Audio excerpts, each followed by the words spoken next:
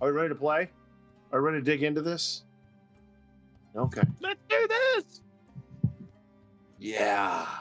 When last we left off, our friends here had encountered some interesting phenomenon, we'll say. Each in turn had seen a wolf. And on that day that they had seen a wolf, something happened. Something terrible happened. It ended up becoming one of the worst days of their lives, but not necessarily because of the wolf. Each in turn met with one another, and they found the starting clues to a long forgotten legend, the legend of the King's Claw. Colette, having met with Ulf, struck a deal, an interesting deal. And later on, the group gathered together, exchanging what they had seen with this mysterious wolf, as well as Colette trying to coerce the rest of her pack into helping her find this lost relic with vagaries and promises of, well, it'll be okay. I mean, you know, it happens. Well, before we get any further with the present, we're going to go back 48 hours to Doc. As he's coming off a shift, the ambulance pulled into the building, or the garage rather. Tiffany looking at you, making sure you okay? You good? You looking a little. I'm fine. I did not expect that to happen, but that's why we do this, because you never know what you're gonna get. I hate to make that reference, but it is just like Forrest Gump says. It is. Yeah, you're 100% correct. I mean, we got one, and she's holding up an IV bag. She goes, "Is that off the books? We can hook you right up, you know." Nope. I will. I have other things to attend to, but I appreciate it, Tiff. Yeah. Yeah. No, I'm gonna head on out. I'm gonna try and get some sleep. I need it after that one, and then you're gonna see as Doc gathers up all of his things and hops out the truck and just kind of gives everybody in the crew a wave as he begins to head on out. They kind of wave you off, and as you walk out of the ambulance garage, those first real streaks of daylight crest over the ridge and beat you in the face in this very early dawn. Somehow, in some way, in these hours, that light just hit right there in the face. Oh yeah. What do we see? What do we see when we see Doc? You'll see a gentleman who still looks like he's in his late 20s,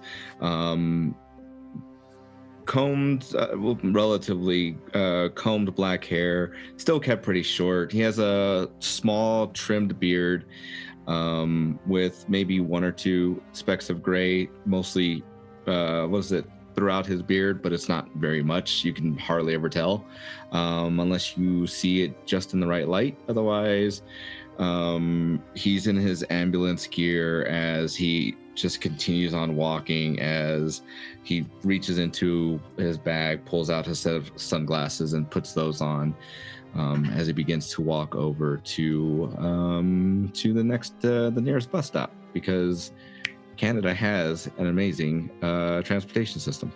That they do. They have one of the best public transit systems. They really, truly do. As you walk over to the bus stop, that initial chill that only happens at daybreak kind of creeps over your skin a little bit as you're sitting down. An older woman sitting next to you, and she just looks at you and smiles. You have much work this evening? A little more than I expected, ma'am, but all in all, it was a decent night's work. Ah, That's good. It's good to know young men like yourselves are out there saving lives and helping those around them. But I have a question. Ma'am, I can't give out medical advice. You actually have to go see your provider if you have anything specific. No. Do you ever just turn on the lights just cuz, like you're stuck in traffic and you kind of want to get out of there? Do you ever just be like, That would be highly unethical for me to do so, and I may or may not have. We're not talking about this. It's a beautiful day out today. She just does the whole, your secret's safe with me.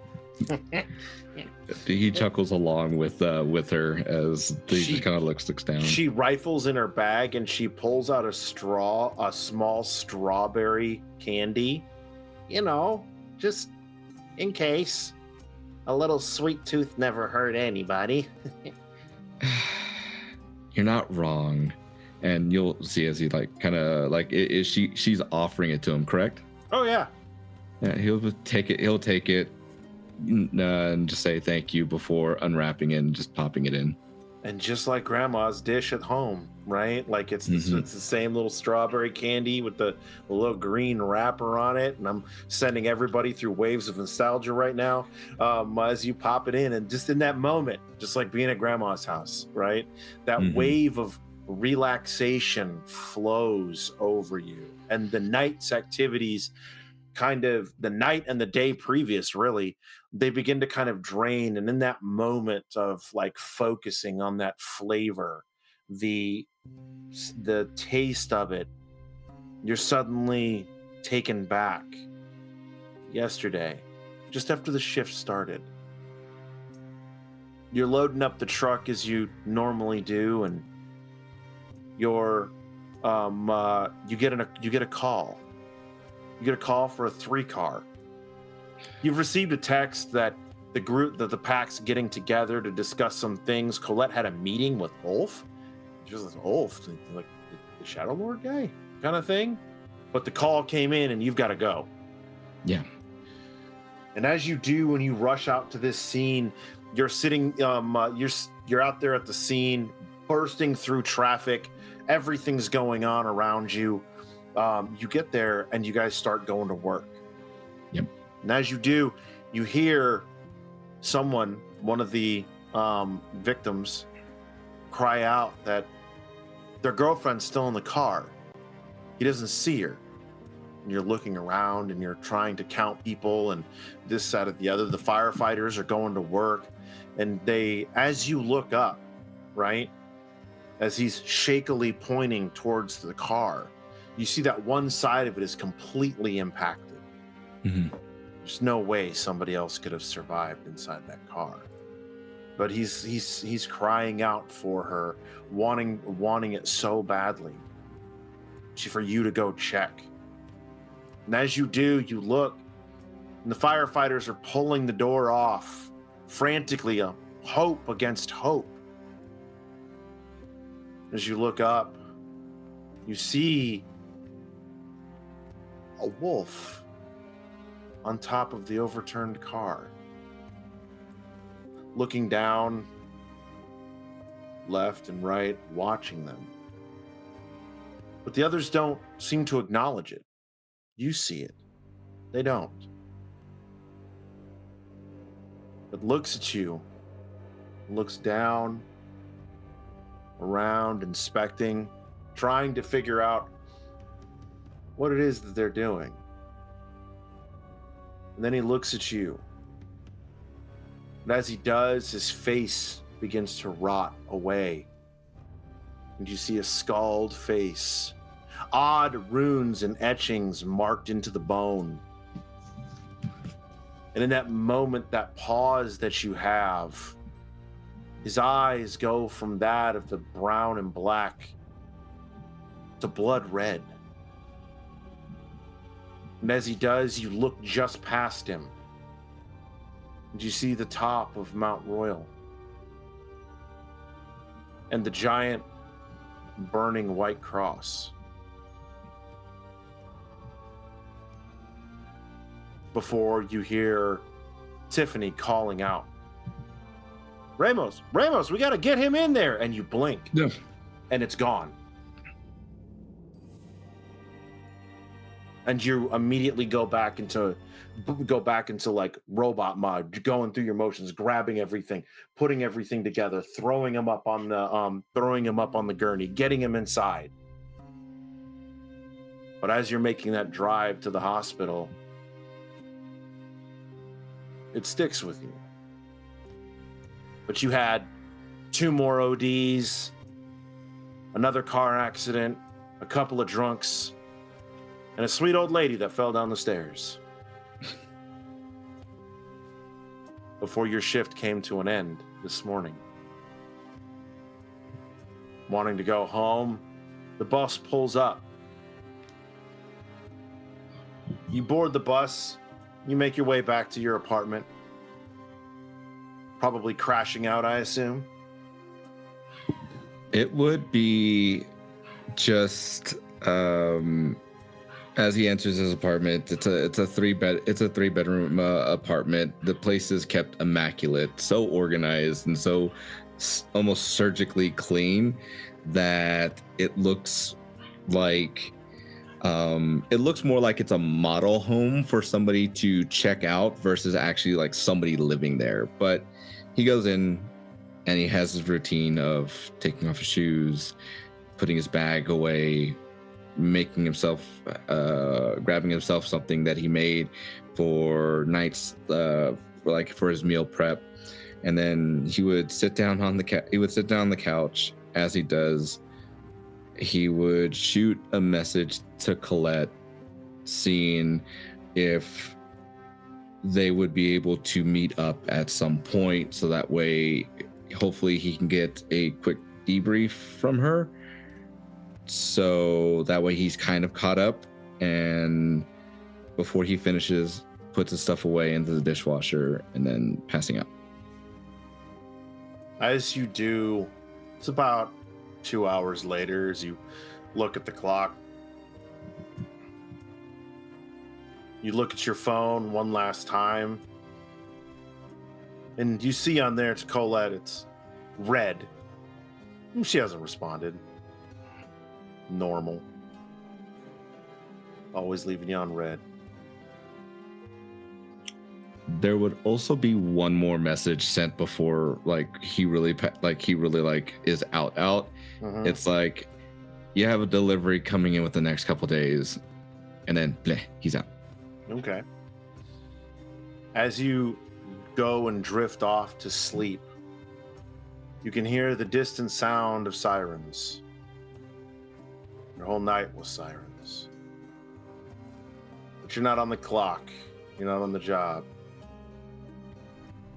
The sirens, you focus on them for a moment, your body going slack, your brain finally turning off. And the sirens, and the sirens, and the sirens. And Colette, 2 days later, you sit up in your rat's nest of a bed as you hear the sound of sirens screaming past your apartment. You still haven't texted Doc back. And it dawns on you. Yeah. Yeah, I think the sirens kind of jog her memory, and she grabs her phone and says, meet up today, ?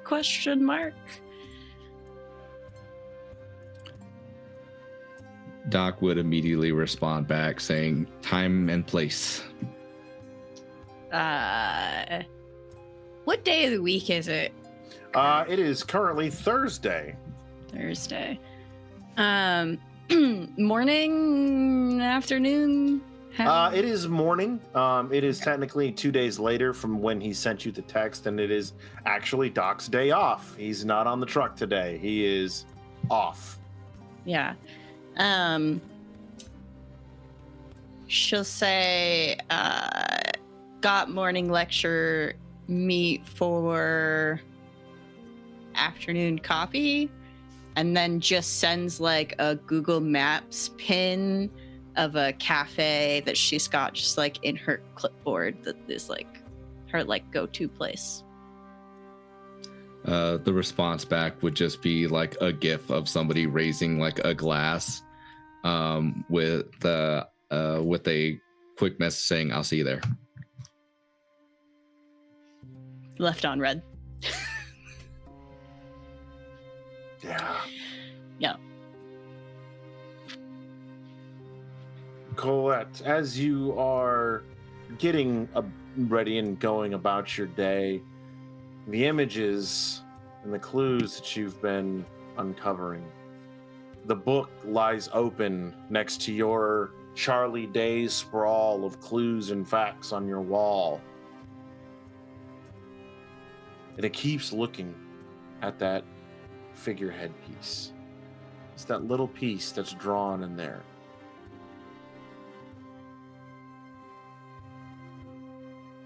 Before that sound of siren starts to wail past your window yet again. And as that siren grows louder and louder and louder, a squad car races past Tinker's garage, not slowing down. You kind of pop your head up for a moment, hit your head on the hood just a little bit. God damn it.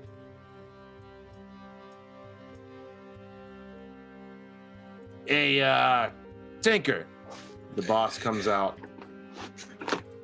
Mitch, how are you now?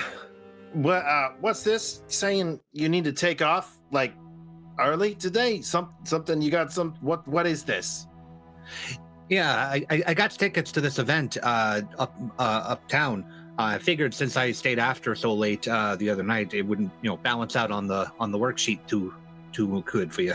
That way I'm not pulling too much extra hours. I mean, I understand that, but like, you're the best transmission guy in town, and I got the transmission in this 13 Dodge, and what am I supposed to do? Am I supposed to fix it? Okay, so I'll fix it and then I'll head out.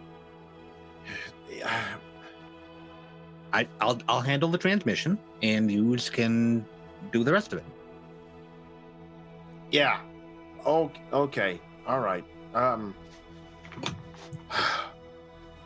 just saying, if you're going to the north side of town, things are getting a little bad, so you should probably be taking care of yourself. I'm not trying to say that I'm looking out for you, okay?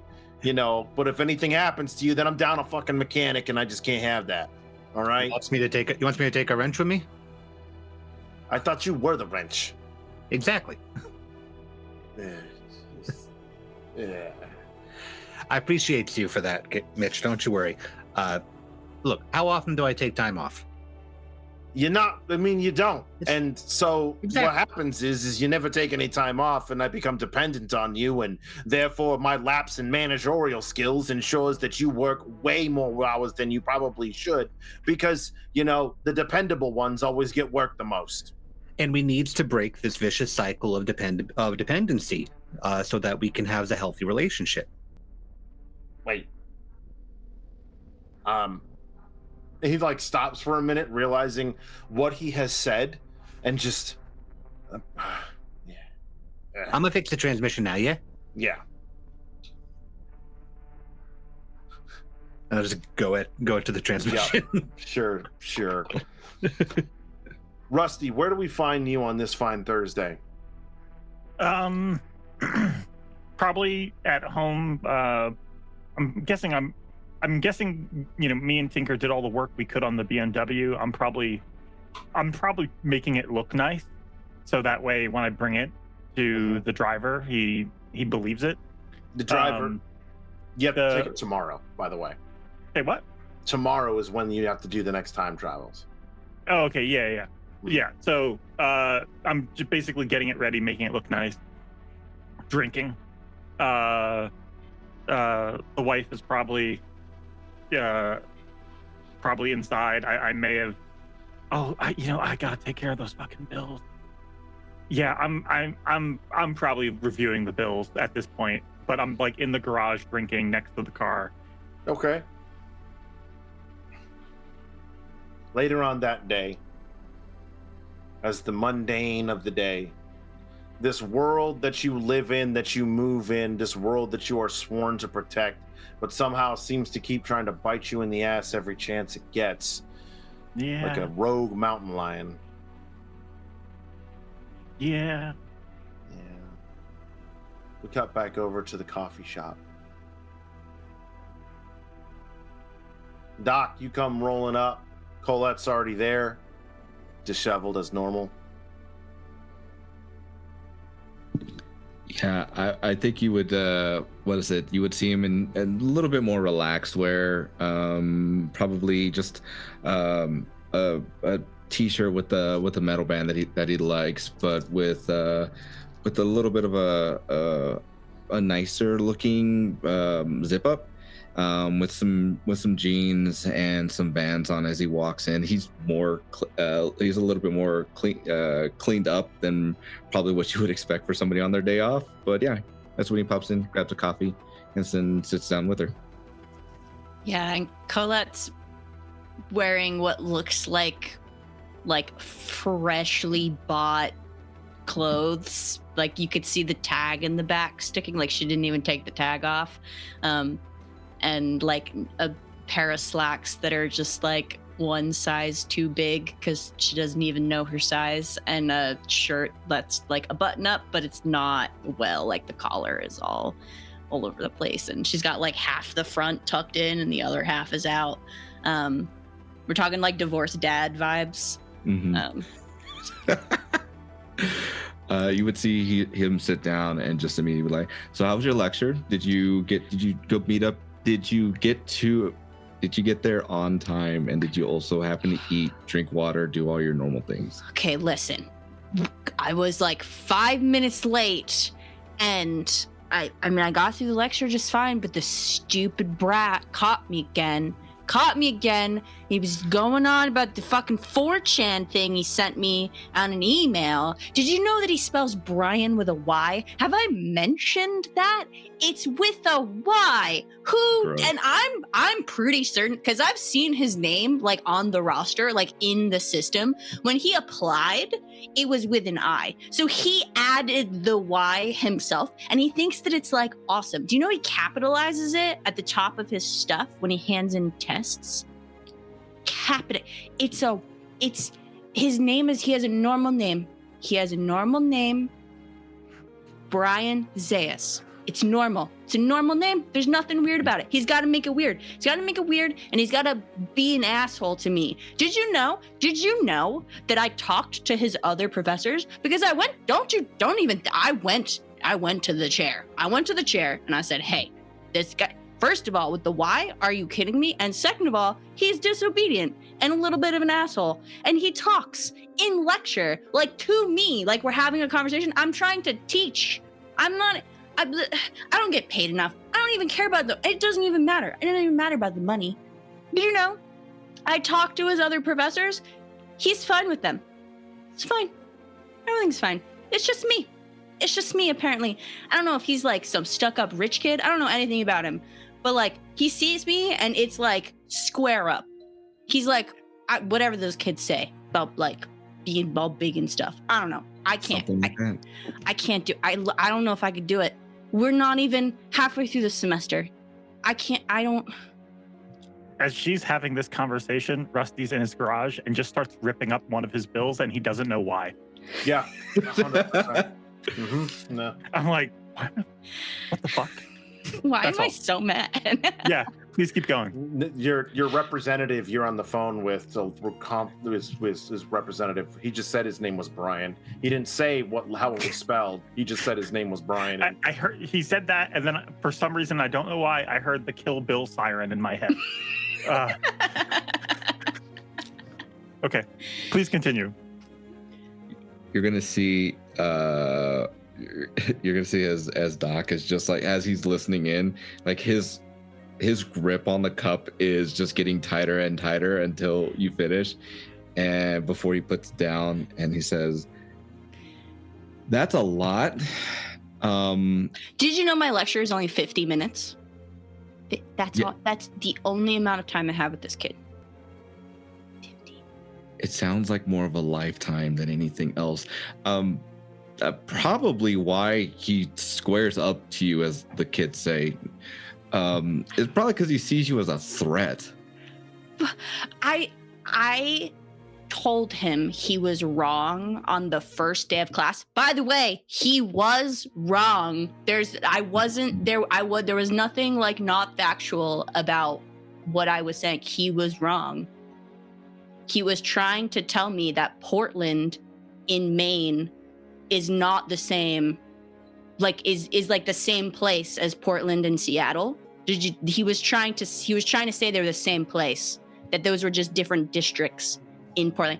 I am super positive that he is just trying to troll the fuck out of me. Like, No, there's absolutely, and I can feel the anger kind of coming out of you right now. So I'm perfectly fine. I'm fine. Colette, I'm fine. I'm chill. I'm good. Colette, I almost just broke the cup right now. I'm sorry. Okay. Okay, you wanted to hang out? What's up? Yeah. Yes. The fuck. Okay. The wolf. What? The wolf. What do you know so far? Just that we all saw it. But all in different forms. I mean, I saw it from very far away. It could have been a wolf, could have been like a dog, unclear, but the descriptions all kind of match. And Tinker saw it like the closest, and it like disintegrated, like decayed. You'll see Doc pull out his phone real quick and just quick in our group chat just said, the wolf, when it disintegrated, runes etched on the skull ? And then put his phone down. And he immediately said, that's me. I'm just curious to know if there were runes seen on the skull's head, on the wolf's skull's head. Storyteller, did I see those? No, you did not. Very vividly, it looked as though when you saw it, right, the way that it disintegrated, the way that it decayed, right, was as if its insides had been drunk, for lack of a better term, and it slowly rotted away. So I'll reply back saying, it kind of desiccated, didn't see a skull, did see silver teeth though. Interesting. What did you see? Did you see runes? Yeah. Oh. Yeah, I did. And like, she's always got a notepad on her. It is a different notepad every time, and it's usually brand new, like from the corner store, and hands it to you with what looks like a stolen pencil from the library, like one of those short ones. Yeah.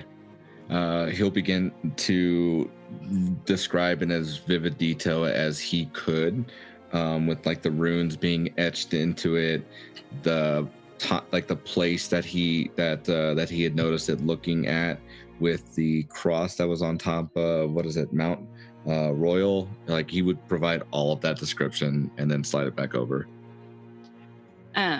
Does she recognize the runes at all? No, the runes don't. They, other than like, upon drawing them out, Doc, you kind of look at them and you recognize some of them. You recognize them as things of the spirit world. You can't quite make it out. They're old runes. And you as well, Colette, you look at them, and you may not have gone to the spirit world many times, but you do remember, certain things about it. And you are confident that some of these symbols that you're seeing, some of these runes, are from the spirit world, as the spirit world has a little bit of its own form of language. I feel like these things are like up your alley. I mean, yeah. Have you tried communing with any spirits to ask about? I wanted to get more detail from everybody else to see what they had from what everybody else saw before I have a conversation or even walk over there. Yeah, I think the only thing is just like a skunk stripe, like black with a white, which kind of matches, but I don't know. We think it's the first, but it feels odd because like I get the notebook from the douchebag in the cafe about the Silver Claw, and then the same day we see the first. Like, it just, there's too many coincidences, right? Like, I'm not big on superstition because there's usually a reason for everything, but this one, like, this feels... Luckily for you, I don't believe in coincidences, and the way that you're describing it sounds very much like things were intentionally presented to us in the manner in which they were. So, we should probably get the group together and conversate, and then I can make a trip and see what I can find. Yeah, well, we're going to the museum tomorrow night. I don't know if we want to do it tonight, before we go, after? Like, do we want to wait till after? Maybe learn more? I don't know, like, what your jig is. I can't remember if you could do it, like, all the time, or it's like a resource. You can only do it once in a while. We can meet up beforehand. I can do I could step out, see what I can find before we head over there. Okay. I just need a little bit of time is all. Yeah, I guess, I'm maybe run it by Tinker. Make sure he's good with it. All right. At this point, I'm like cursing out this representative on the phone. Well, go fuck yourself! I slam the phone down. I'm like a couple beers in, and I think I would like to go. We talked about this, about me casing the place, this museum, before we go. Yep. Is it possible I can do that? You sure can. We're about to go to that right now, as a matter of fact. Okay. As we find you outside of the fortress, looking around, right? It's midday by this point. When you're up here, well, more leaning towards evening time frame. And you see this place, it's got a lovely garden in front of it, and it is a turn of a century home that looks very colonial style in its appearance. It is simple. It is, as you look around, you can see the telltale signs of state-of-the-art technology, though.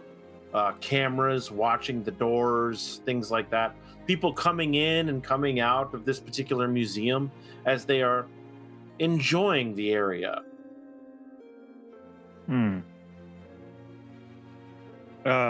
Yeah, I'm gonna. So it anyone can go, like, pay to get in and like Correct. look around. Yeah. All right. I will go around, and I'm just trying to case, like, where is their security? What are we going to run into problems? Where is it possibly okay to shift if it comes to that? Okay. In terms of, like, cameras. Give me an investigation check real quick. Investigation. Yep. Where is investigation? Investigate. Yeah, never mind. Yeah, I can do that. What would that be? Investigation what? Intelligence or larceny. I will allow larceny if you have better larceny. They are the same. So Okay. But I'm gonna do larceny because screw it. So 1, 2. Okay. That is 2 successes. Yeah, 2 successes. Okay. As you're looking around and you're kind of looking at the place, you can kind of spot a couple spots where there's like gaps of field of vision in like the cameras, and you can kind of see some areas within this place as you are walking around and looking where you could do that. However, as you're walking through, you feel the need to stop. Looking around left and right, something's causing you to stop. You look over your shoulder and you see a painting. You turn around and you're somewhat drawn to it. No, God. Maybe it was your subconscious. Maybe it was your own spirit talking to you. But as you look up at this painting, you see this man, this boisterous man, huge, strong, commanding man, holding above his head what looks to be an odd-looking sword. But it's not so much that itself, the sword that's depicted, that grabs your attention. It's the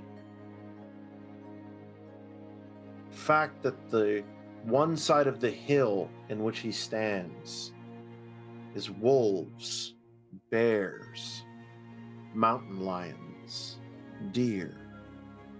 And they're all standing there, bowing their heads. And on the other side of the mountain, this hill that he's standing upon, you see men and women on their knees, bowing down towards him.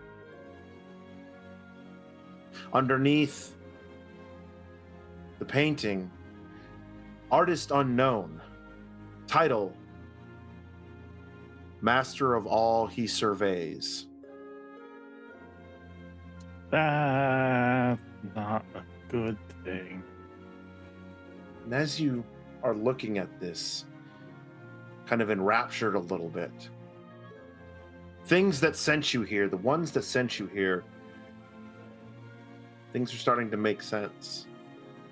What Colette is looking for may no longer be just a legend. Yeah. However, How secure does this painting look? oh, it's on there. No, I mean, like, if we are gonna rob this place and steal this painting, You would probably, it has that what do you call it, that glass case that's around it when it's against the wall, right? Because of protesters and things like that, most of these places have started to put like the casing over most of the paintings and whatnot. Yeah. But as you do, your ears perk up, your nostrils begin to flare, and the scent of earth and moss and copper and plastic begins to fill your nostrils. And as you do, you turn and you look and you see this woman, short cropped black hair, piercing eyes, pale skin. I mean, you know her. She's one of the Glasswalkers. Part of V-Twins pack. That's what I was afraid of. Does she recognize me? She is. She's looking right at you as Mortina walks across from the far side of the hall. You can hear as her boot clacks with each step as she walks across.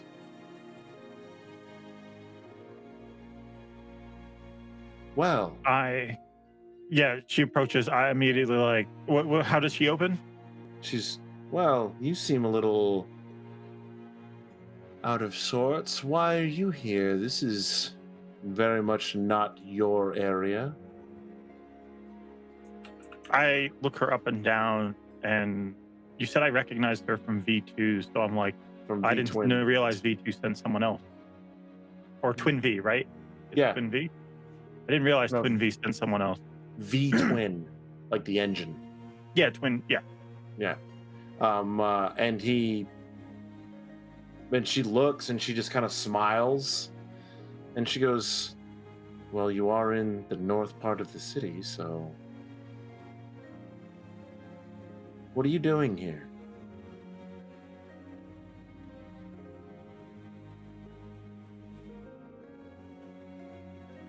Simply pay my respects to the art around here. Oh, Got a Is that message all? to deliver. Oh. What's the message that you need to deliver?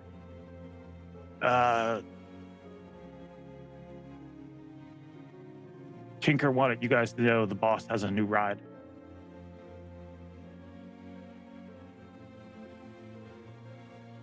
She looks at you, her eyes go cloudy for a moment. Her eyes sharpen back up. Oh. Is there a cost for this information?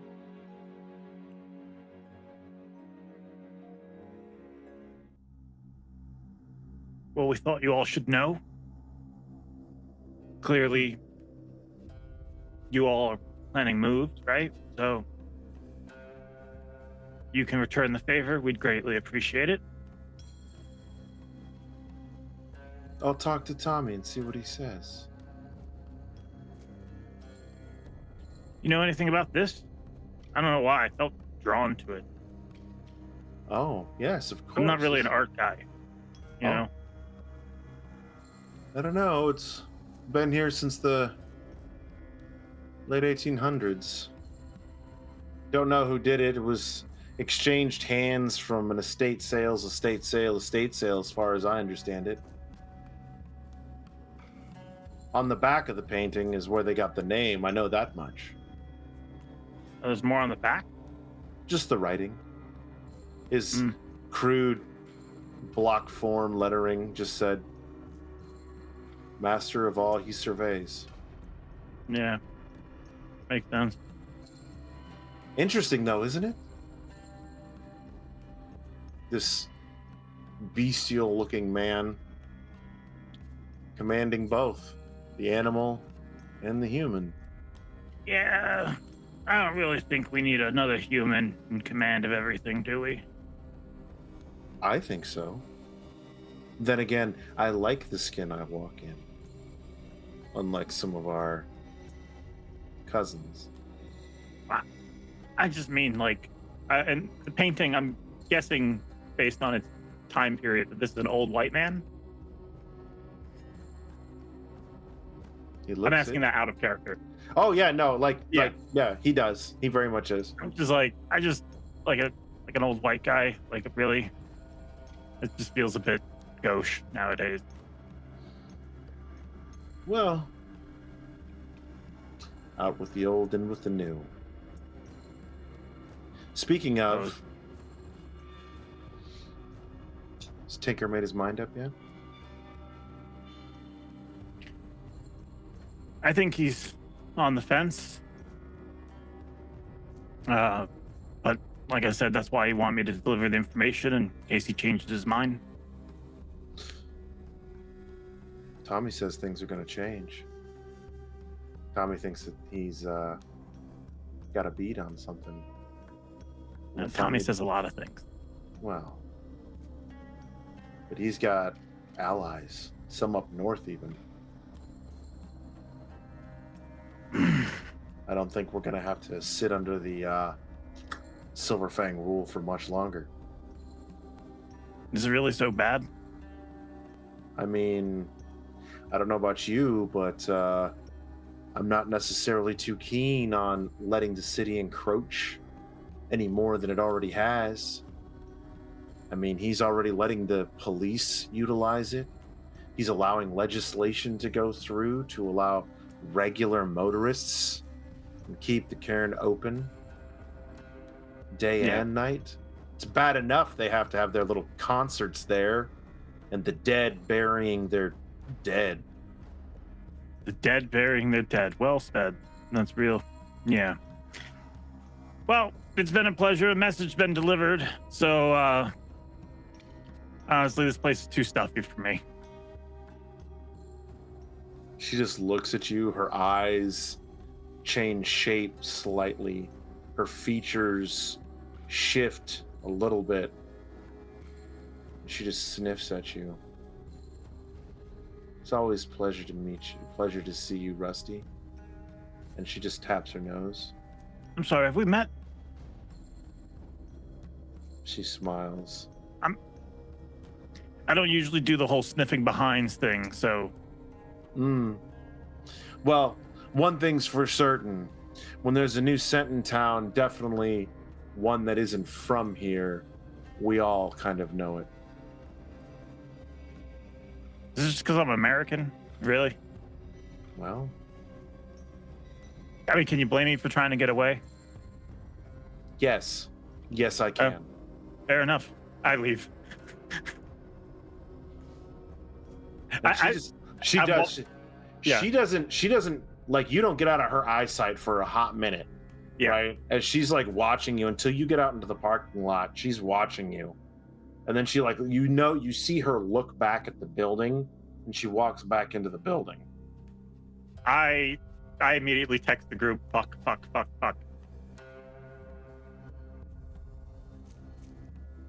I send back a question mark for each fuck. I may have fucked up. Can we meet? What did you do? I'm not sure.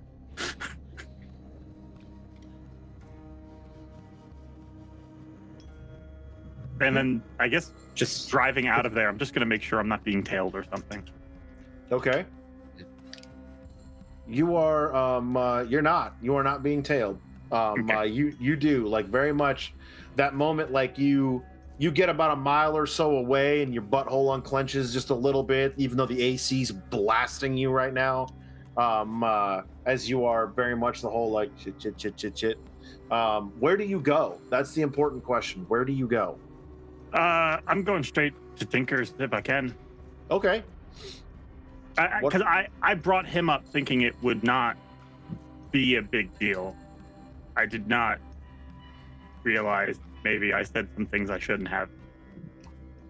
Fair enough. After about 45 minutes or so, I assume that the collective gathers at Tinker's garage. And up pulls Rusty. Yeah, by the way, Rusty drives like a really crappy van. It's like brown, kind of rusted in some spots. It's just convenient. But I pull up, I hop out. Is there yeah. not a wizard on the side of it? Say what? Is there not a wizard on the side of it? No, it is. It looks like it like has probably been used for construction before. Oh, but there's no like logo or anything. Oh, well, that's unfortunate. Okay, Yeah. Continue. It would be a white van, but that's too creepy, so it's a brown van. Yeah. We have standards here at Folk and Myth. Hold on. I immediately like crack open a drink, and I'm like, yeah. How you getting on, Hey, Rusty? Remember how we talked about seeing the museum? Yeah, tomorrow. Okay, wait, hold on. Yeah. First, what did you do? That's what happened. I Imagine he's getting to it. I went to the museum to case But it. we were going tomorrow. I just went to case it. I didn't go there to do anything, just to look. Okay. Uh-huh. And Twin, what's his name? Twin V? Like the engine, right? V-twin. V-twin. Flip it, reverse it. Yeah, I don't know. The V-twin, he had some guys there. He had some lady there.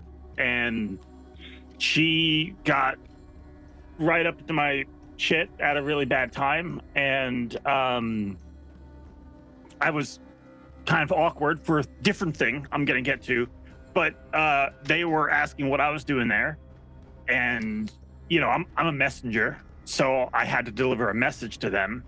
Mhm. And the only thing I could think of was that you made that ride for the boss. With all the armor paneling and all that. So you told them that I told you to tell them about the His boss's ride. new ride. Yeah. Okay, which gal was this? A short hair, kind of gothy chick? Was she kind of gothy? Yeah, she's very much Yeah. so. Yeah. Yeah, I really didn't take her in that much because I was too busy being scared shitless. Grand. Yeah. I thought that was not useful information, or at least not. I mean, it's better I told her that than if I told her what I was really doing there. Now, you're not wrong, but see, that's one of those things where it's not useful information until you bring it up as information, and suddenly there's a question of like, well, why are you making such a point to bring it up? And if it gets back, they're going to ask, hey, Tinker, why did you feel the need to tell the other glasswalkers specifically about the car that everybody's going to see? I thought maybe you were.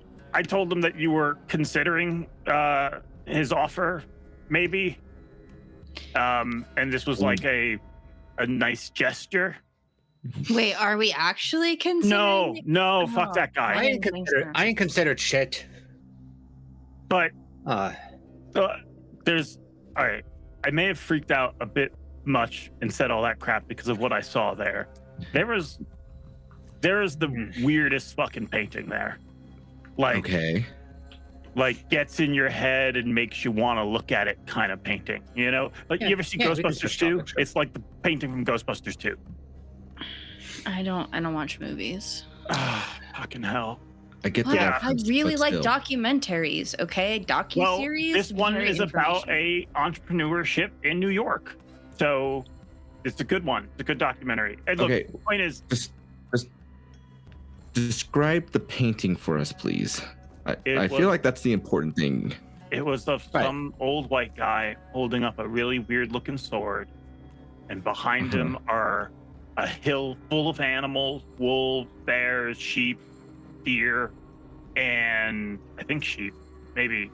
I might have got that one. A bunch of animals, and on the other side are a bunch of humans, and they're all bowing. And it was something, I forget what it was called because I was too busy freaking out over that lady coming up to me. Like master of all of his domain or something like that. It was very reminiscent of some stories that are kind of relevant today. You know what I mean? Yeah, were the sheep bowing too, or just the humans? What? The guy?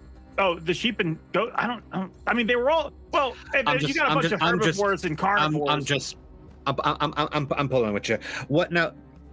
Just bring it back for a second. You're getting all over the place. You're all high energy. Mm-hmm. Now, I need a drink. Appreciates you doing the surveying. Like Colette said, we was going to go tomorrow anyway. Well, I didn't know if we were going to have to rob the place tomorrow. What is with you and trying to rob things? We don't know what we're looking for. What? Wait, why would you even think of robbery? Why is that the first thing? We talked about this. Come, we just came down. Now we're back up again. Calm down. Okay. We ain't robbing nothing. We're just going to the museum on an invitation, mind you. Yes, open invitation. Okay. Invitations. So all the scouting that we can do, we can all do it together. You got a leg up on us. Good on you. Now we can all go back together. We know about something to focus on. Appreciates you coming by and letting us know what you had to do. But maybe you let us know that beforehand. I thought I made that clear with my National Treasure analogy last time. I don't watch movies and I don't always understand your references. Are movies not popular up here? No, there's popular. Okay. It's just this particular. The rights are a little weird in terms of who can actually streams them here. Listen, we don't get Hulu. We don't get Hulu. If it's on Hulu. I mean that explains it. Yeah, no, that's very unfortunate. All right. Well, my thing is this: we're going up there to see something. We know it's the twins' place, right? Like his turf. We know he's up to something really big, and at the same time, we get this clue from where did you say you got this clue from again? The journal thing. From Olaf. We get this thing from Oleg saying, "Hey, go to V Twin's place and look at something, if you ask me, it's pretty likely that whatever we find there is going to be a big stinking clue to the next part of whatever everybody's chasing after. And if you've seen movies, if you saw a National Treasure, you would know that they usually hide like writing on the back of this that was put there with lemon juice or something.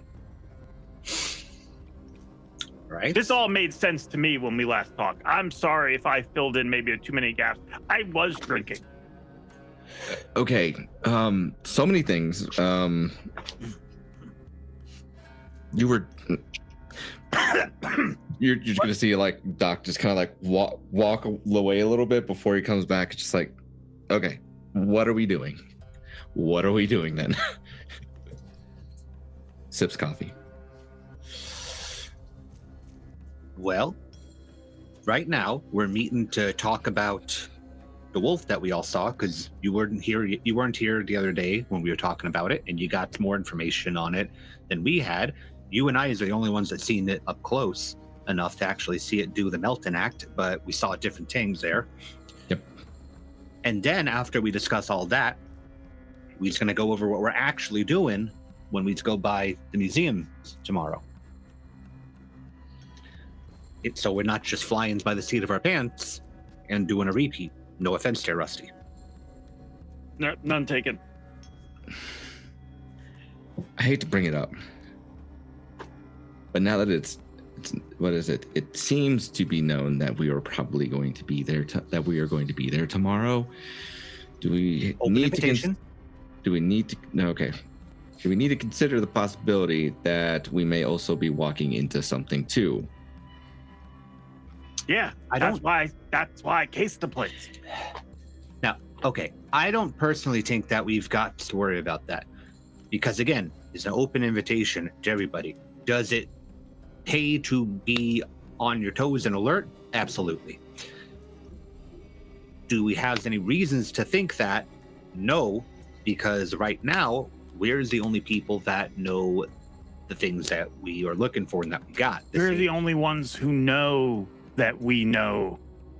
We don't know what the other people know. Well, I imagine they can't know it. We only just figured the damn thing out. Well, we're not necessarily on top of the information chain, are we? Oleg told us about stuff.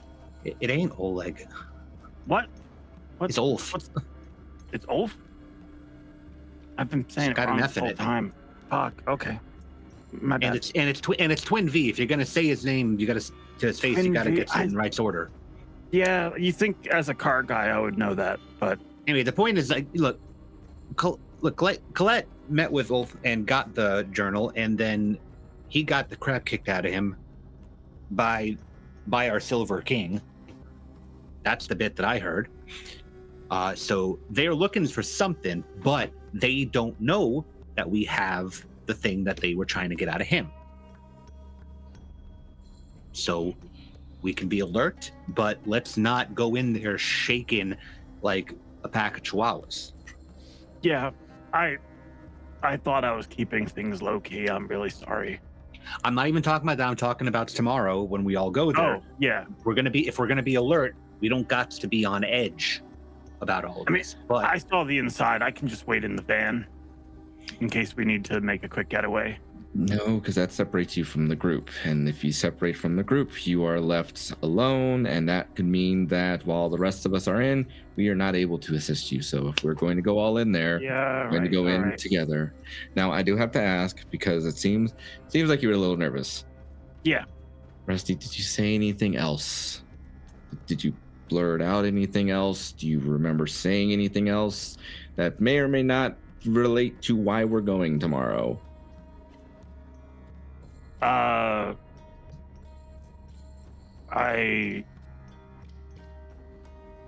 mean, the weird painting I saw, I just asked about it, if there's anything special, because it felt weird looking at it, but they didn't seem to think anything was special about it at all. Okay. That makes me feel a little bit more at ease. Okay. Absolutely. Yeah. And it gives us the information that when we go there tomorrow, we don't all flock to this goddamn painting, because then it will look kind of suspicious. Yeah. Yep.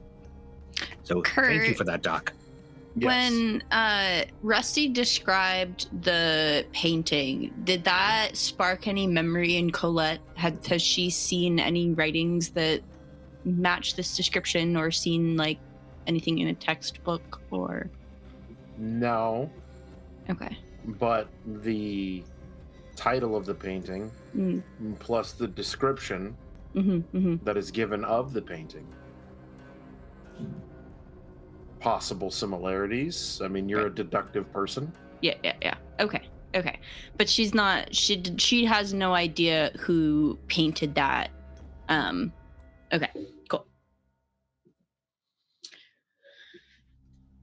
Okay.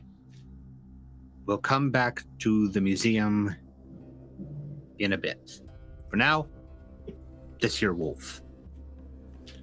Doc, what are these rune things that you saw on the skull? Apparently you got a better look, or a different kind of look than I got. Yeah, these were old school runes as far as like relating to the spirit realm. I'm going to have to probably take a step and do a little walking to see if I can't find anything. Maybe maybe the spirits out there have a little bit more information of mine, but it's one of those that this is some old school stuff, and I am not as acquainted with these as I would like to be. So one of the things I brought up to Colette was, before we head out to do this, maybe I can take about an hour and a half, or we're getting ready. I feel like we need to take that some time together before we head over into the place, and I can do my my little walkthrough and see what I can find, and then is come this back. something that we should all be doing? Should you be bringing us with you on this, or is this like a personal thing and not a right thing? I think I would just rather go on this walk and then just come back to you guys, so that way it's fresh on my mind, and if anything gets in any trouble, I know exactly where I'm coming back to. Fair enough. You keep things kind of close to the chest. I'm not sure like what was working with here, but we can do that. I like that. What do you guys think about this? Yeah, I think it really reminds me spirit language. I think you should go see if somebody has any extra knowledge. And then, yeah, just be real cautious tomorrow. I think we're potentially, now I'm starting to think, we were already thinking it was a trap, but now I'm like really thinking it's a trap. I was thinking about how I fucked up, and I just want to throw out there, maybe we could use this to our advantage. I said that you were considering his thing. If he happens to be there, we could just be there to basically decline the offer and pay our respects. Could be. Again, I want to really, really stress the fact that this here is an open invitation that we've got to the museum. Everybody's allowed to be there. We don't got to justify why I was there. You're right.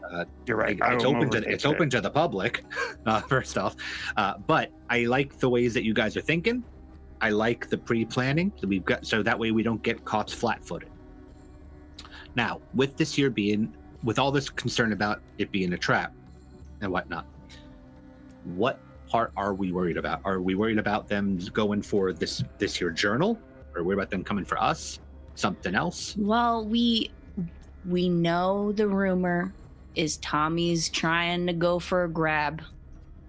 He's after you. He's after us. He wants us on his side.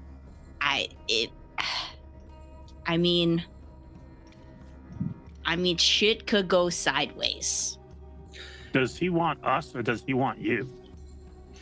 He wants me, but he says that I can bring the whole pack with me. And by that, he means just Tinker. Because I don't think he's letting me anywhere near his pack. No, he specifically singled you out, and when he was talking about I can bring the whole pack, he said even that one. That's which I did not personally appreciate that's what the I'm phrasing saying. of it. I don't think he wants Tinker. If he's making a play, You think he's after like me or you? making sure you're not on the board. Having the boss's kid not with the boss is a big power play. Yep. Yeah, but he knows I don't want it. That's why he's asking me and not you. Yeah, Well, he's not asking me because the last time he talked to me, I punched him in the face. he might be that hoping too. there's the way around that. Well, yeah, he's doing the usual shit. He goes through the alpha to get to the people in the pack, and doing all the standards, and hoping or assuming that I'm going to make a call on behalf of everybody, except for the fact that I don't do that shit because Yeah. I kind of like to get the input of people's. I really appreciate that. Yeah, it's machines only work well when all the parts are working together. Yeah. Now look, Colette, this here journal that you got. Yeah.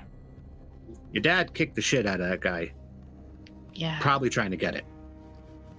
If you'd Yeah. like, I can handle the journal so that it is available, but not, something that can be grabbed out of your bag or anything. If you want to stash it somewhere else, you can do that too. But whatever we do, we should probably keep a mind of that. Yeah, no, that's a good point. Where would be a good place for it? I mean, Well, I can literally just hide it on me, and they won't be able to get to it without me having to give it to them. yeah. I mean, I feel like it's not a great idea to bring it with us tomorrow.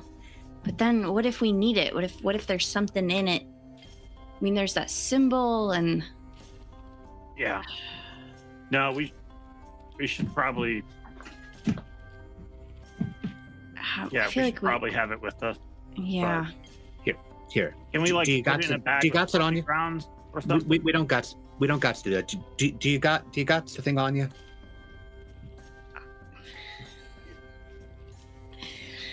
Does she have it on her? That's a great question.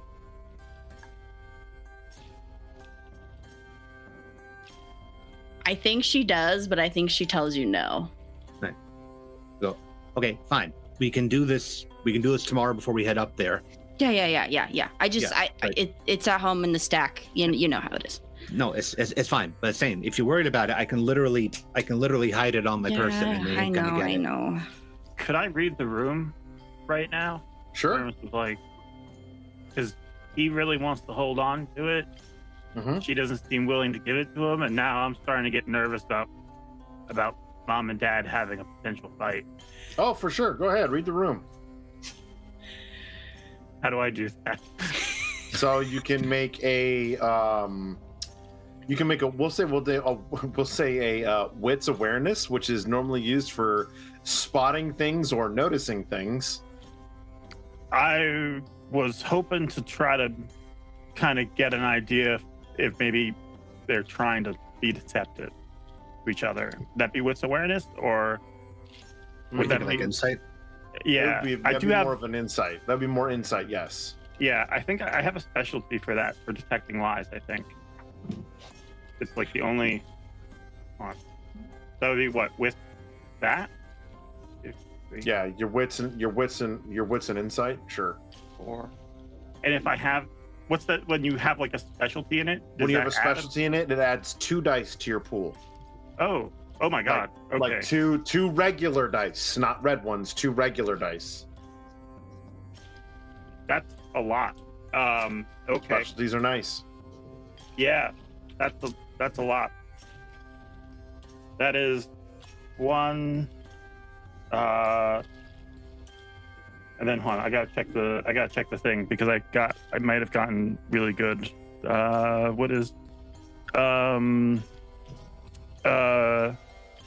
that is a crit. 1, 2, 3, 4, 5, and one of them's a crit, or Oh, 2 of them are crits. 2 of them are crits. Okay, cool. Yeah. All right. So each crit, when you have 2 of them, each of those counts as 2 successes, right? And that would be 5, 6, 7. 7 successes. So, Jacqueline, if you wish for him to not know that you are lying, that is your subterfuge roll that you are going to have to beating 7 successes. And subterfuge and wits, or well, you're purposefully lying, so it's your intelligence. my intelligence. Yeah. Okay. What about Tinker? Because Tinker's being honest. Tinker's being on the level. Okay. Honestly, it's one of those like, oh, Yeah. like my pack is worried about this thing. I have a gift that allows me to store things on my body.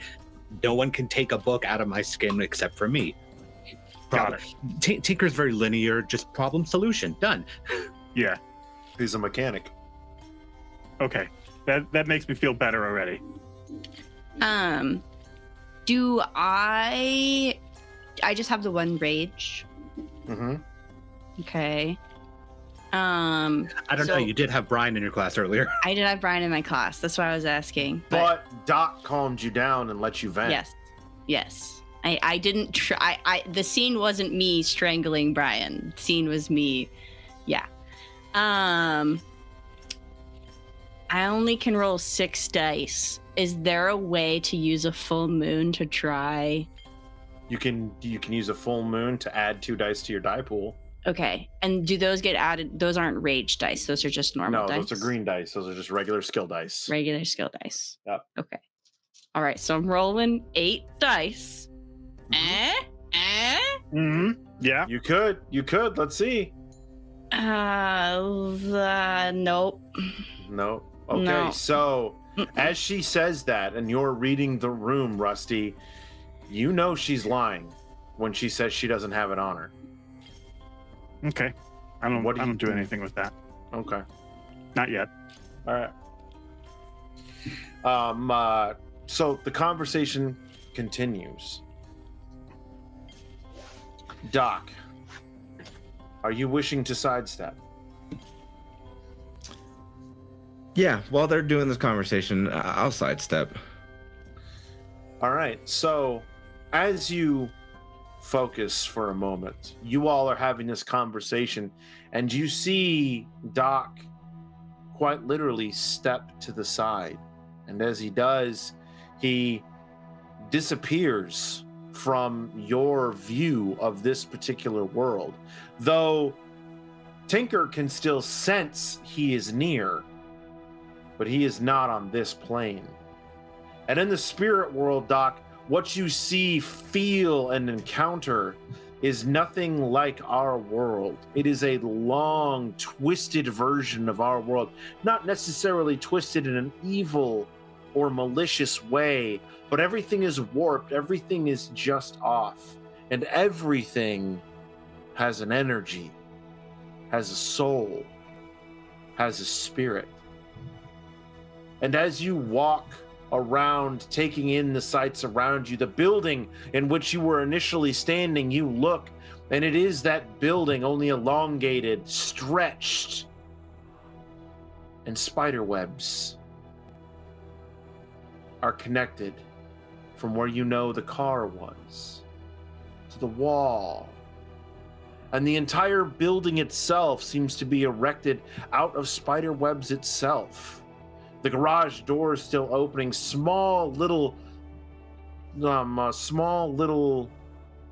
objects of light with far too many legs scurry about this webbing as you step out in what would be the street. And you see odd-looking spirits that you would recognize as something perhaps tied to an engine. Again, covered in these webs. Looking out and around, you take in the world around you. There should be light. It's daytime, but it's not. The sky looks like that of a negative of a photograph. The world you are in smells of earth and something else. But as you look around, you see small black tendrils running down the street.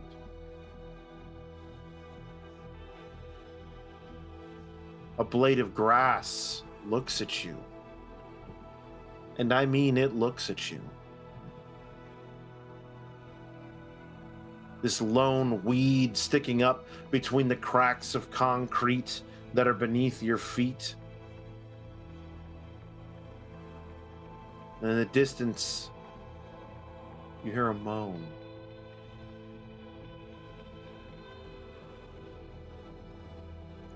Looking up and around you, you take it in. The weaver crafts this concrete jungle. So many of the glasswalkers have come to love, that you in turn have embraced, that many of your kin have embraced,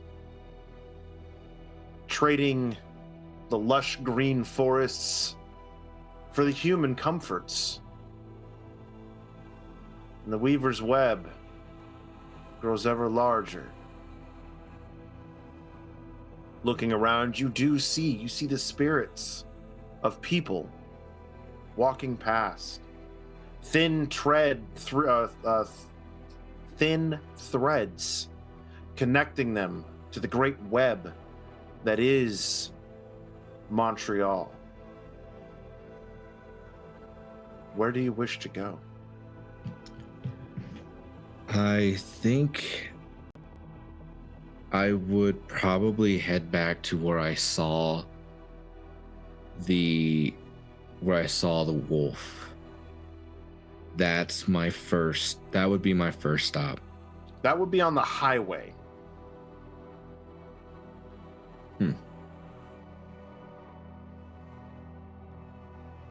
That would put a great deal of distance between you and your friends. Yeah. I Probably can not say a- contextually that if we were sharing about the information, I would have straight pointed to where I saw the wolf right outside the garage, so you would know where that Okay. one was. That's fair. Then at that point, yeah, I'd probably that would be a counter thought, and then go to where where Tinker said where he saw the wolf. Okay. As you walk over to the wolf, you hear a padding of feet. Pad, pad, pad, pad. And you look, and you see a wolf. Amidst all this white webbing, padding down the street. And it looks at you.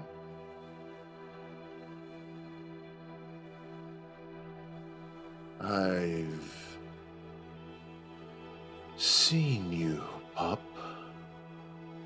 How do I know you?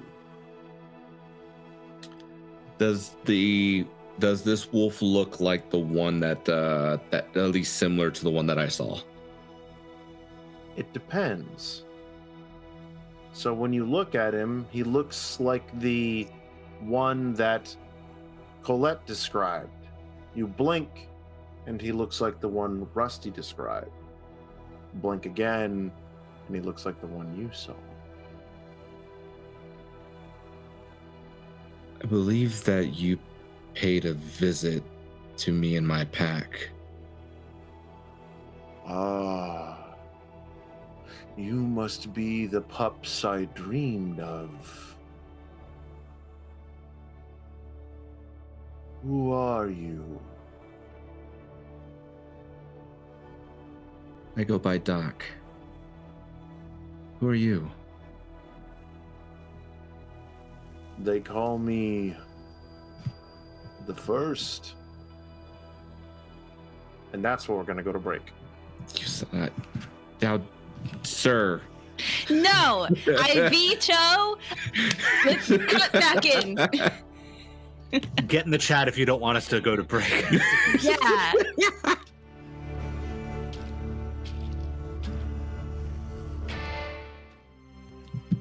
Hi, everybody.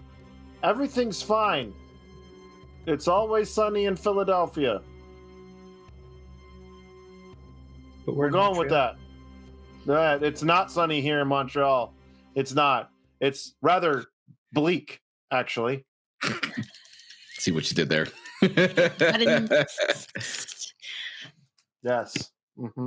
And you see, you can't see him, and neither can we, but there was a big grin that just creeped across his face right there.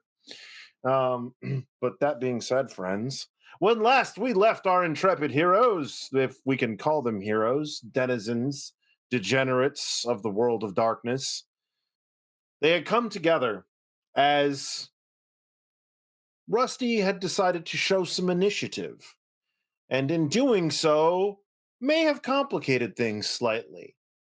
But any good pack worth their grain of salt can turn that negative into a positive, or at least a neutral. But while they're figuring that out, our Theurge has decided to step sideways to see what he can see. And within the spirit world, taking it in, he encountered a wolf that seemed to change its appearance very rapidly. But we find it sitting there on this sidewalk within the spirit realm, looking up at Doc. I am called the First. Oh.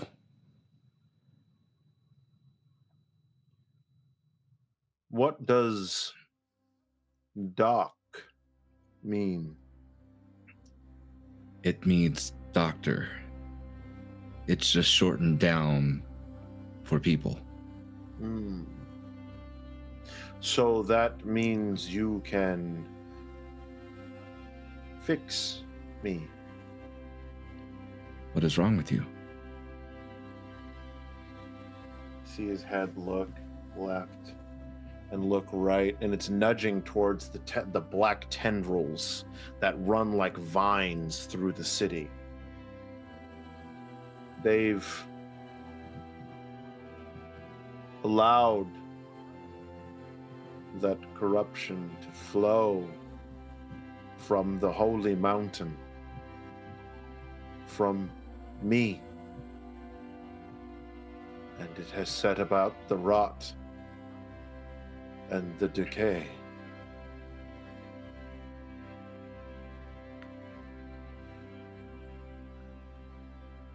I'm sorry for that.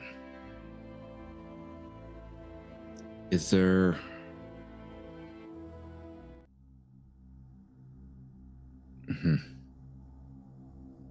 We will do what we...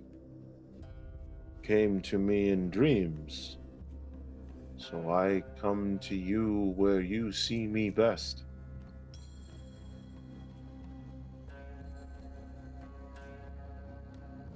You will fix me. You will heal me. Remove that which pierces me. With all of Gaia's will, I will do my best. I only ask if you may provide, please, anything that might be helpful in curing your ailment, helping getting rid of the corruption, even protection if mine and my pack need it. I cannot protect you in this realm or yours. I can only guide you and tell you that once I am made whole again, I will bring balance back.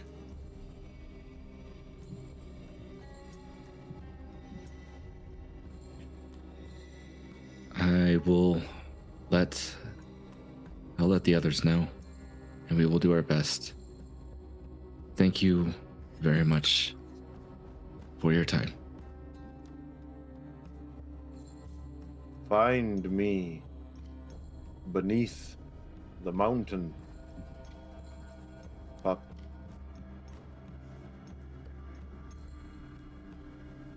You'll just see Doc just kind of like nod his head while also maintaining eye contact with him. He pads off down the street and looks back at you. And if an animal of this kind truly could possess human features, it's as if he smiles at you. Something he has not done in some time. And you see him delicately patting. He hops over one of the vines of corruption and continues on before you see him lost to sight around what you can only imagine is the corner of a building. Doc is going to immediately turn right back around, go back inside of the building, and just where he had sidestepped, slide right back to exactly where he was, and just take a sip of coffee. His face is like, so sidestepping is attacks on you. So it would be like you coming up for air when you sidestep out, right? Only the most truly seasoned practitioners can sidestep easily one way or the other. But you sidestep out and you... As you're doing that, I've handed a piece of paper, the two of you, and I'm saying, so anyway, rustyracer97@gmail.com, that's the email address. It's on Disney Plus Canada. You can both find it on there. Oh. Yeah. And fuck. you said this was a documentary. Oh. Yeah. Oh, No. yeah. Did you just give him your Hulu account? No. My Disney Plus account. Disney Plus accounts where you watch National Treasure. The pack has a movie night. That's how we're gonna close out this evening. The pack's gonna have a movie night. I'm gonna steal the Declaration of Independence. And it's That's what you just come back from on your very serious spirit trip is us. Yeah. Doc, Are you how okay? Go on. God, it's bad. yeah. No. I mean, he usually has a little moment when he comes back, and it's very taxing. Oh, okay. Yeah. This is. takes a sip of coffee. Take your time. It's 10 o'clock at night. Why are you drinking coffee? Because I haven't finished it since we were at the coffee shop.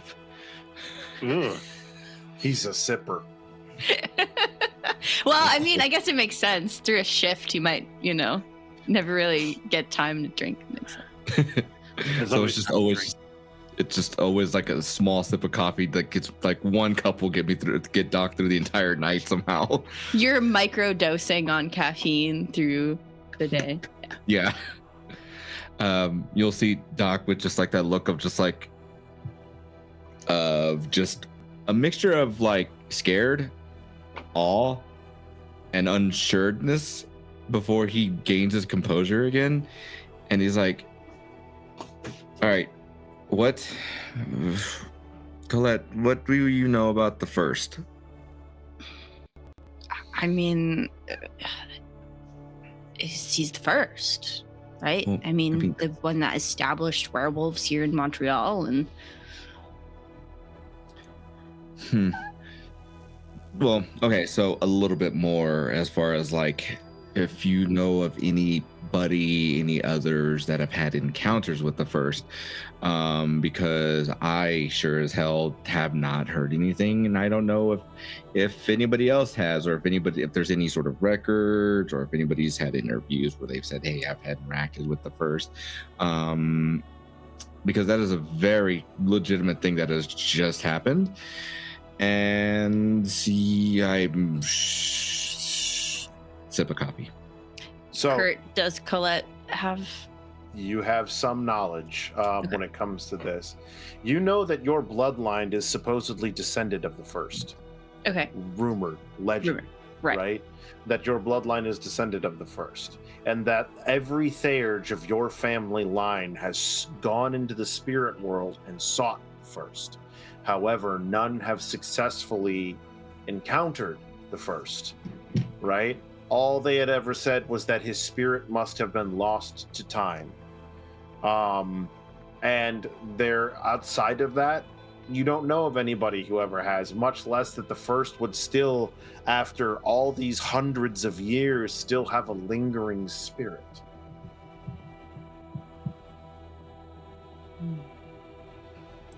Why are you asking about the first? Well, yeah, that's I believe that actually no, I don't believe, because he legitimately said it himself. Or what is it? That's the way I interpreted it. We all had a small little vision of him with those wolves that we had seen. I told you guys with the silver fangs. Yep. So when we saw the visions we all saw was the first. Yes. Okay. This And was, then you just talked to him? You said he's told you that. He spoke to you with words out loud? yes. First, I have to say this. There are small black. Obviously, the spirit world is vastly different than ours, and there are small black tendrils that I noticed going down the street. I talked to the first, and he described these tendrils as corruption. And apparently this corruption leads all the way up to the Holy Mountain. And he has asked for our assistance to heal him from this corruption. Okay. Why would I see the first when I'm not Canadian and I'm not a silver fang? We're part. Oh, only one of us is a silver fang, but we're all parts of the same pack. Yes. Oh, okay, that makes. And did he say why he's reaching out to us? Why we have to heal him? And how to heal him? Did he say how to heal him? He said that once we are able to get rid of the corruption, once we are able to make him whole again, he can bring balance back into this world. So I did ask for guidance, for protection, for pretty much everything that I could to be able to give us an advantage to help him out. However, he did not specifically say. So I imagine he said he's beneath the mountain too. So that could go metaphorically speaking, that could be very literal, that could be a whole lot of things. How did they say he died again? Did the legend say that? No, I'm aware of. Don't think so. Yeah, I think we might have asked that last time. I don't think It was- It was a while back, so eventually it just kind of goes. Doc, you're the one that sees it, that saw this year corruption. Did it feel like the worm to you, or did it feel like maybe it's parts of the Weaver that an old wolf is considering corruption the same way? Kurt, that's actually a really great question. I imagine it's probably leaning towards the worm, but for verification's sake.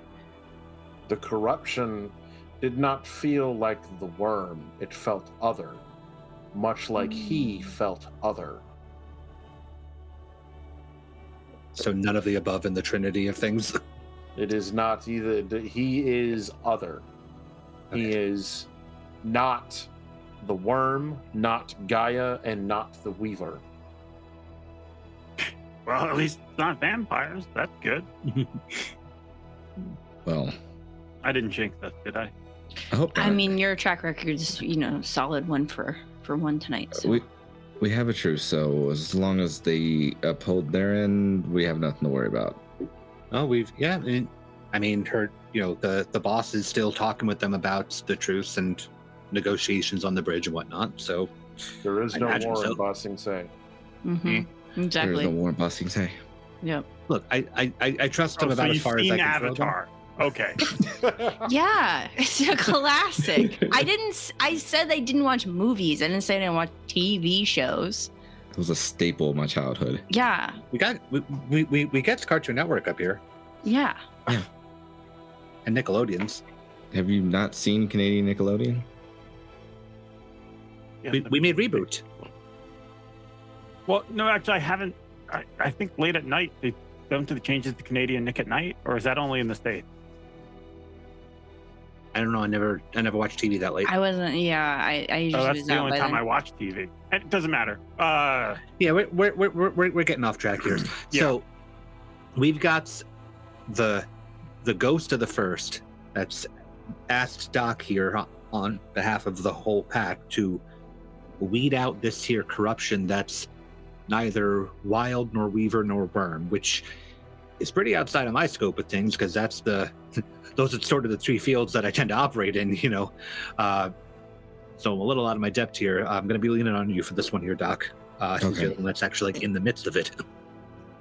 Yeah, no. I think a big thing.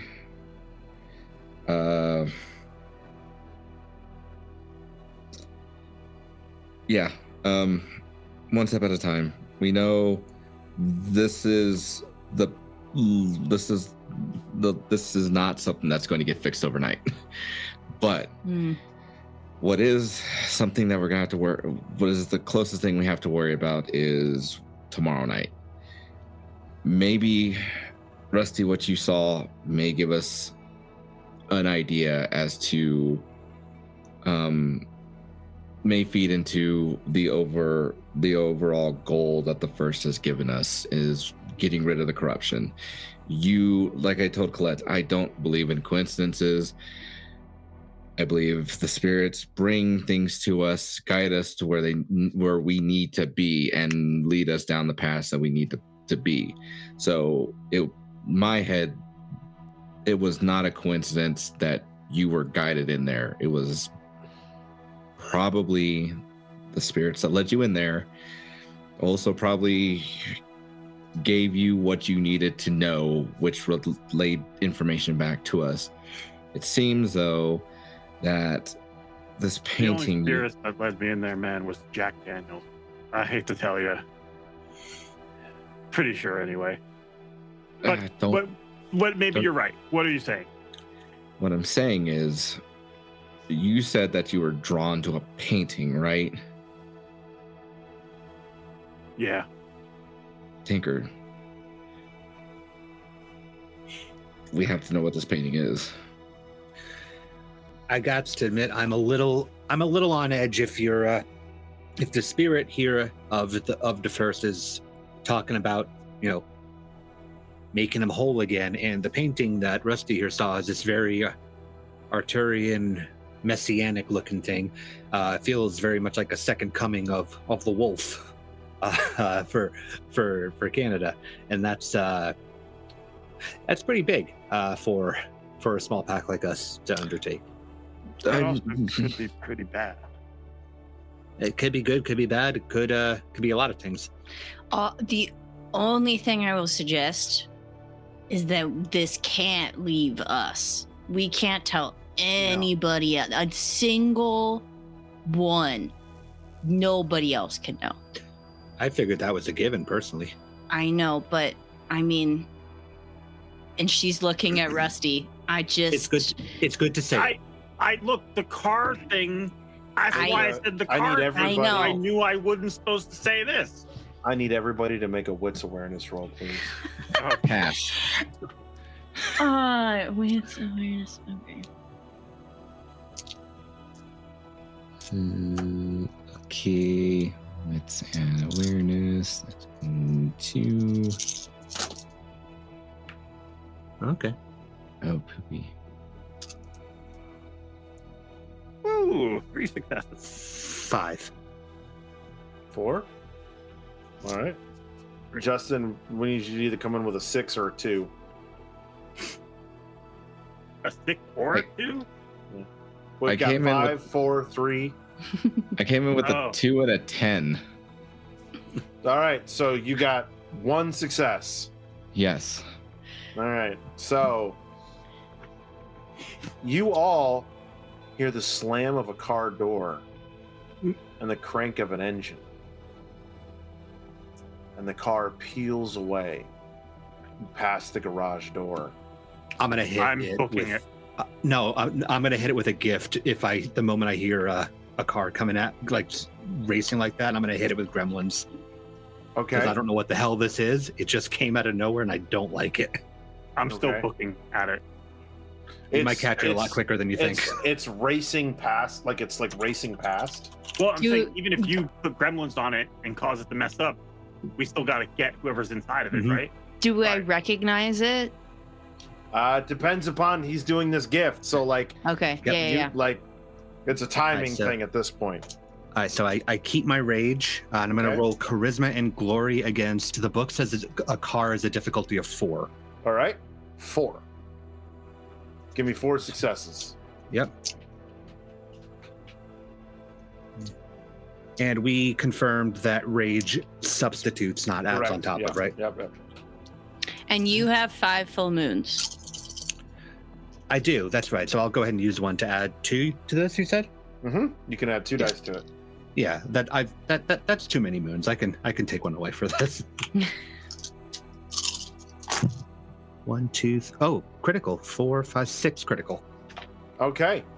As you do, as the car, like it's a very flashy BMW, begins to race past, quite literally, it throws a rod right in front of the garage. You hear that unmistakable cling, pang noise as the hood bolts up just a touch as it dents, right? Smoke comes pouring out of it, and the vehicle abruptly stops because it was in gear, right?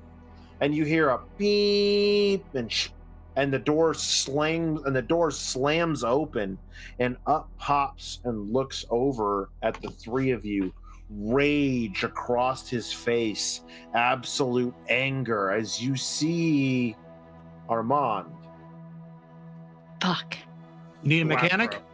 And he hops up onto the car and he looks and he goes,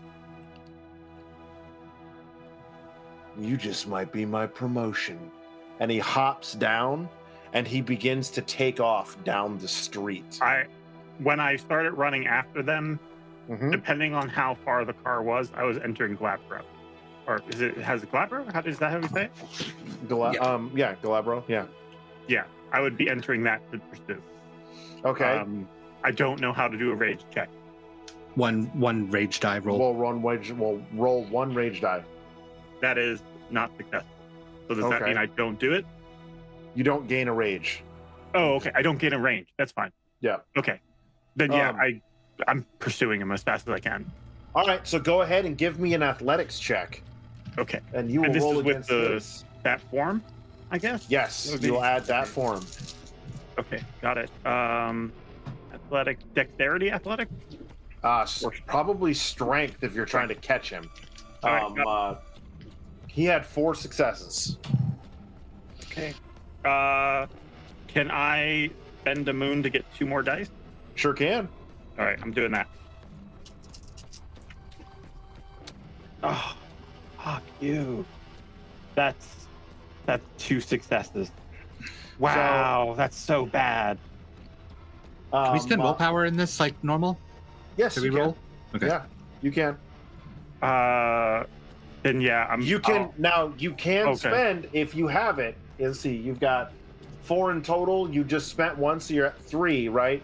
You can spend 2 more for a reroll. Yeah, let me do that. You gonna spend 2 moons to get a reroll? Okay. Fucking hell. And what's willpower do? Willpower. You can't reroll a reroll. Willpower okay. is repower is Got it. another way to reroll. No, it's 4 successes. Okay. So he got 4 successes. So when it comes to that, what is your strength stat? My strength stat is 2. His is a 4. So he books it around the corner, and he's running. He looks over his shoulder, and as he does, you see that sly grin on his face as he continues, and he raises a hand for a taxi. Car stops, and he jumps in that sucker as it peels away. Yeah, this is infuriating. Fuck. Because he's not even in wolf form, right? No, he's just a dude. Yeah. He jumped in. Go ahead. I'm back in the garage. And I'm looking to Doc and Colette as Rusty races out, and I'm just gonna point to one of the cars that's in the garage. Like, we going? Fuck it, we ball. I'm gonna get in the car and open up and just crank the car to initiate a chase.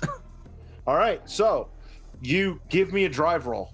All right. What is the attribute that you want for this? Is it dexterity or something else? Awesome. Yeah, you're working purely off reflex to try and catch him. That's what I figured. And driving's my specialty too, so I should have probably thought about that, but no. Going off And I instinct, man. ran after him as a wolf. 4 successes. All right, so as you're driving, this taxi's just going, right? Mhm. Like it's not trying to like do anything or whatnot, and you find yourself right up on it, right? After a couple of turns, do you try to like nudge the taxi? What do you try to do? I'm gonna come beside it, and I'm just gonna start drifting to push it into the shoulder. Well, I mean, the wise man once said, "Rubbin's racing, son." As you are pulling up next to it, right? You bump into it, and the driver like loses his mind.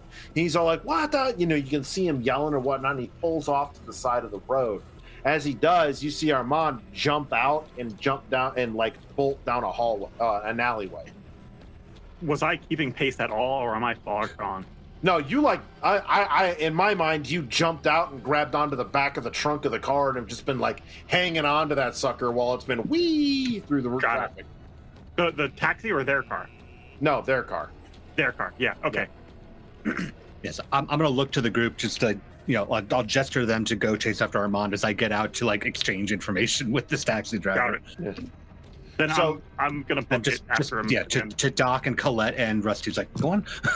As you guys bolt down this alleyway between these two buildings, trash can, a couple of dumpsters and whatnot, discarded pallets, several doors line this alleyway or whatnot, but it comes to a dead end, and he turns and he looks at you, and he's just like, "Seems you have me at a bit of a disadvantage." Down, boy. Don't get yourself hurt. Now, what do you want? Could ask you the same thing. What did you want? What did you hear? Enough. Enough of what? Bullshit? I don't know. You tell me. Welcome in, Raiders from Dirty Rollers. Hi, everybody. Thank you so much for joining us while we are playing Werewolf the Apocalypse Holy Mountain. Understand that this game has very mature themes and for very mature people, so viewer discretion is advised. Storyteller. Mm-hmm. I would say this very quickly because I'm gonna let this whole scene happen, but I just want to let you know that after I'm finished with this guy, where I'm offering like repair at the shop for free, etc., Okay. I'm going to walk in the direction where these three went. I'm not going down the alley. I'm standing at the end of the alley, spending a willpower for blissful ignorance. I am standing still and just completely invisible with a difficulty of like 6 to spot me, because if this guy tries to run past them, I'm just going to clothesline him. Gotcha. And so he's just kind of standing there, and he's gesturing cocksure, but he's starting to pace back and forth. Well, as the humans say to their dogs, speak.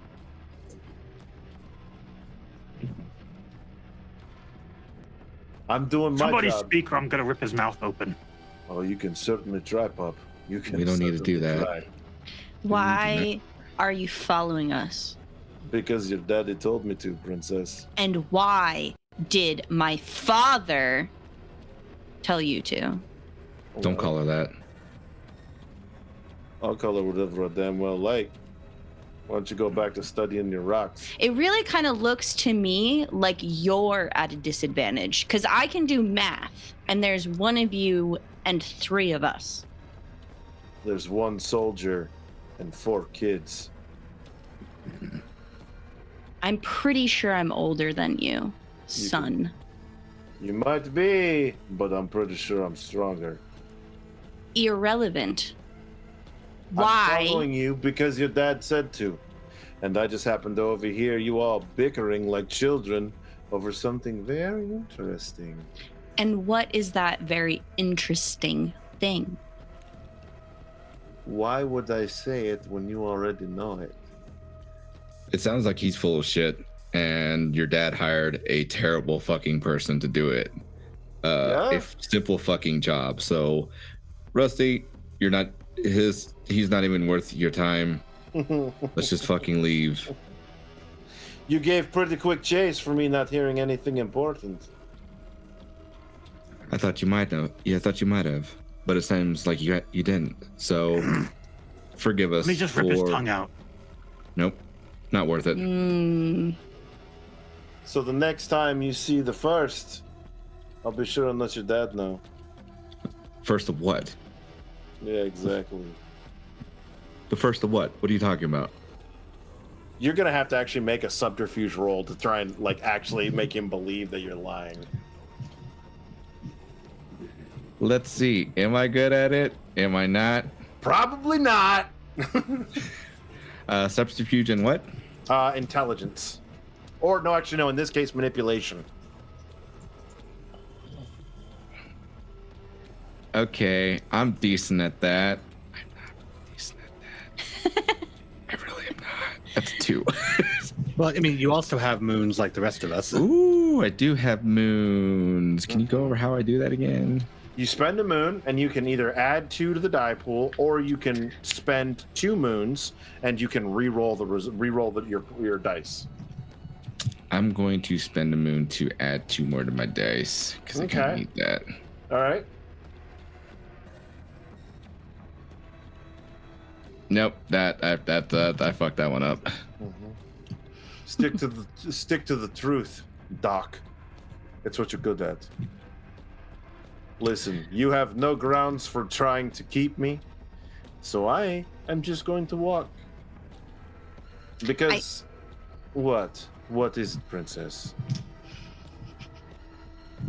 I think at that moment, Colette takes a step behind Rusty, and Rusty and Colette have been doing this for so long that Rusty knows like what that means. Like that's basically a like, please tear this fucking piece of shit to shreds for me. And she's just like watching him. I've been goaded a few times, by the way, so I think I probably have a level of rage. Oh yeah, very much so. Okay. Yeah, the moment she steps back, I'm just like lunging as fast as I can. I'm just hoping if he doesn't have a tongue, it'll take him longer to tell people shit. Okay, cool. So with that, right, if you're going to go at combat with him, right, you and I are both going to roll our decks, and we're going to see which one of us goes first. Okay, just deck by itself? Yeah, just roll your decks. Okay. I got a 2. I got a 2 as well. All right, what is your deck score? 2. Mine is a 2 as well. Holy shit. Okay, Shit. Well, all right, one more. Roll off. Roll 1 die. Roll 1 die. Oh, 1 die. Okay. I rolled 2, nothing. So 2, nothing.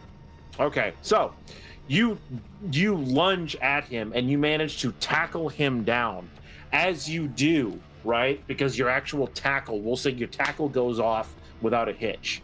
Your tackle, you hit him and you knock him to the ground. As you do, he immediately, almost as if a reflex, shifts to Kronos and grabs you by the side of your body and begins to slowly stand up. Your feet dangling on the ground, like dangling above the ground. Can I reach at his face at all? Oh, sure. Yeah, like I said, if he like growls or I'm trying to just grab his tongue and rip it out. He's not growling. He's not really opening his mouth. Okay, then I guess I'll just jab at his eyes. Okay, go ahead and make a strength and melee combo. Strength, okay. Or brawl, actually, because you're using your fists. real quick, when I did the dexterity, should I have added from my pool for that because of the Glabro? Yes, you add that to your pool. All right, I should have done that before. That's okay. All right, then I will. So the strength, melee. Okay, got it. That is going to be 2 successes. All right, so you connect with him, right? And you like your fist curls and hits in his face, and you can see his head snaps to the side, right? And I'm like digging one thumb like into the eye and down. As you're grabbing and digging in, right? You didn't quite do enough damage to really kind of like send it over aggravated. So like you're digging at it, right? And he just looks and he has you held and he whips you away as you smack into the concrete wall, right? You would be taking 7 points of superficial damage, but it's halved. Okay, that's okay. How do I do that? So you're going to take 3 points of superficial damage, so it's a single little slash mark. Right? Oh, okay, got it. Okay. In this moment, and he just kind of like his eyes closed, you can see where it's bruising up, right?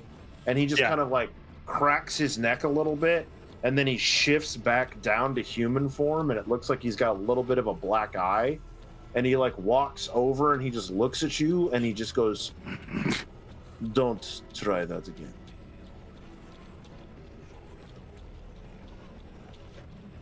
Guys, according to the litany, I mean, like, I'm not supposed to do anything else. So, but also you guys are here, so if I get the go ahead, I'm gonna just keep going until I'm dead. Well, You're I'm just not going there. to you're just going to hear Doc just clap. It's like, good fucking job. Just newest member of the pack, newest one here, and you just big fucking man you are. Bravo. Bra fucking oh. And then hearing something about a first class act, I'm gonna look over to Colette. Your dad really knows how to hire them. Yeah, he really He keeps just- the best. He turns and he looks. Good. If it's of no consequence, then you won't mind me telling your father. And he turns and he begins to walk. Nice try, pup. Maybe next time. Speaking of her father, while this fight is going on, I've just pulled up Louis' number on my phone and called him. Mm-hmm. And if he picks up, Oh, he picks does. up, I'd like to. Yeah, I want this conversation. I wanted this conversation going during the fight. Oh, yeah, sure, you can. He does. Is it? Tinker, nice to hear from you. I'm afraid it's not going to be that all that nice in a moment, and I really am sorry for that. You know, just the other day we were talking about respecting the territory of another, and that one comes up to mind with me, as does to me one of the more important ones, which is the veil should not be lifted.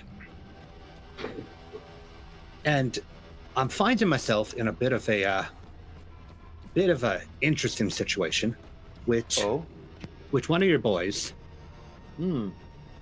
hitting on both of those in a single night, as Armand comes by my place, disrespects me in my own shop. We snap back at him.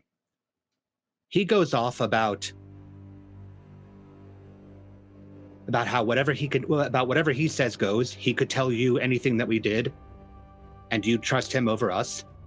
And when we square up on him about it, the man shifts in an alley on the street. We're in the street, sir. Well, he does have a bit of a hot temper. He does, but I don't know. Look, I come from a ways. You know that. But over there, I don't hold it against you. we take these tenets pretty seriously. And I Right know about that you now do is too, when my sir. body hits the alley wall. Yeah, I know you do, sir. I know that you do too, sir. And I just felt it was important to let you know that your man's not being a good representative. And I hate to say it. Well, if that's the case, I'll deal with it myself. But Armand is working under my direction, and he is ensuring that Colette keeps her nose clean. Is your direction to come into my shop and insult me and then fight my man? Well, Sir. I don't believe that was in the guidance I had given him. But I can assure you that if he has committed the transgressions of which you say, it will be dealt with accordingly. I appreciate that very much, sir. I would hate for this to be a standing rapport that we've gotten. We're getting along so well as far as things have gone so far. I hear some things, though. Go on. One of your pack decided to inform Tommy's lesser about my particular vehicle, of which I painstakingly brought to your shop for services. Which one? Your Omega. Well then, seems that we've got, you and I have got similar things to do tonight, where if Armand's done the things that I said, he'll be dealt with. And if Rusty's done the things that you said, he'll be dealt with. Agreed. What do you say we both collect our men and handle it in-house? In-house would be preferred. I'm not fond of Armand making these grand threats the way that he's doing. For all I know, he can pull shite out of a hat and present it to you as gold at this point, if it makes him seem good. You see, one thing about my bloodline that you should definitely know about is that with a simple flex, we can always ensure that those speaking to us tell the truth and the whole truth. Don't Very worry. good. Where have you left Armand? In a bloodied heap, no doubt. I wish I could say as much, but I'm a bit of a socialite rather than a fighter. Currently, he's well, actually, if it suits you as much, it seems that he's doing the bit about handling Rusty before I even get a chance to. Just send him on his way. Can do. I'll hang up, and then by the time Armand is walking out of the alley, I'm just gonna kind of look at my phone and go, Boston, not happy with how you're handling this. You see him shift back down. What he does, and he just as you're walking over. That's okay. I have good rapport, and so far my record's been clean. Good luck with that. And welcome in, Lord Gazumba. Welcome, Raiders, as we are playing Werewolf the Apocalypse, Holy Mountain. Thank you so much for that raid. We greatly appreciate it. So this is a game in the world of darkness where everybody here is playing werewolves, and they're trying to figure some stuff out. And right now, they just got into an alley fight, and we're not sure if they won or they lost. That has yet to be seen. But I feel like we lost 7 points of superficial damage. Just a little bit, yeah. It's just a flesh wound. It's fine. I'll take care of it. However, this game is a game for mature audiences with mature themes, so viewer discretion is advised. Yeah, I'll say back to Armand of good rapport or not, you're going to him having run away from your job on half of a hearing with something that you're not even sure about, that my men have already told you that you misheard.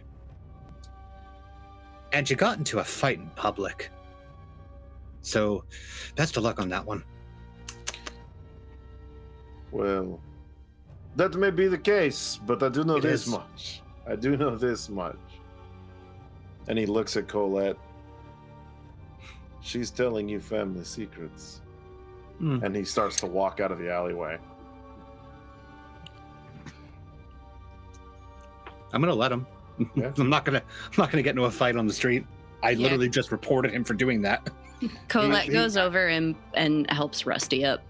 Same, and Doc will just begin doing his normal thing of checking to make sure Rusty is good. Whatever everything that he felt is like, all right, well, let's just go ahead and reset this. Go ahead and stitch this back up. Yeah, Like, for sure.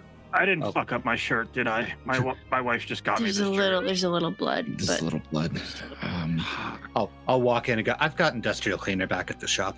Look, if I can impart one piece of advice in a situation like this, if you're going to try to jump a guy, when you say you got 3-on-1, make it 3-on-1.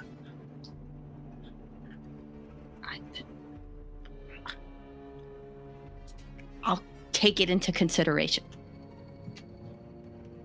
He's a big fucking guy. It's no offense, Terror Rusty, but he's a big fucking guy. I had him. I was working on it. Well, I played politics a little bit with your dad to hopefully throw some speed bumps on whatever it is Armand might be reporting back into. Feel like one of the damn fucking vampires with this, socio-political chess game shit. Ugh. Gross. But seems to me that we've got, we're going to have to move pretty damn fast if people are already prying eyes and ears on us with all this.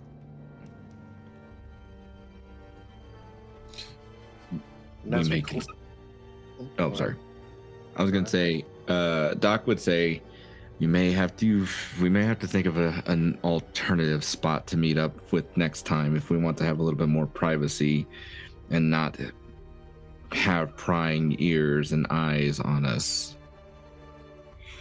Well, we should have been able to smell him. Like, we should have known he was there. So he's up to something. He's trailing you on behalf of your dad. But you're right. He's doing it real sketchy like. Yeah, something. I feel like there's more to it. You would all know that there are some that can mask their scent. I They still can hi- consider that sketchy. Yeah, fair point. Yeah, I feel like around werewolves in your territory, like that your dad is like kind of, yeah, it's a little It's weird. considered a dick move. Yeah. Big time. Yeah. Like that's some shit you do, somewhere else, not with your people. Fair. Yeah. So I'm as the we only come- one who's getting real fucking paranoid. Well, paranoid no, but think maybe we revisit a little bit of what I was saying earlier about the awareness and put it more back into y'all's court. Yeah, I think You're we onto need to be that. a little bit more careful. Yeah. You all aren't wrong about needing to keep eyes out. The following day, we find you guys outside of the fortress, paying your way to go inside. So far, Tommy, none of his people have really kind of found you, interrupted you, or tried to stop you in any way. You find yourself there, going through, looking at the exhibits. You guys see the painting that was shown to you, or was told to you. It's still inside its case. And further, you find the exhibit of the silversmith. And in this exhibit of the silversmith, you find a wood carving in the form of a relief. It shows a depiction of several scenes. One of a stranger arriving to a house in the dark of night. One of a scroll being handed. And another of the smith holding aloft an odd-looking blade.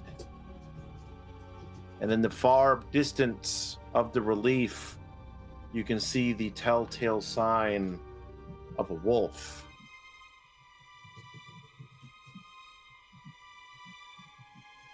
It goes on to talk about this couple that were a set of silversmiths here in Montreal.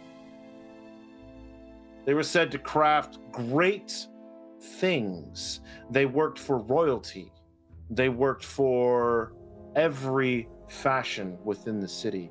But their most important thing was the knives that they had made for guests of the ruling class within Montreal.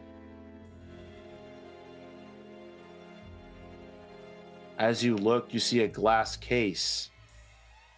And you look down in there, and you see several pages that look to have been torn from a book.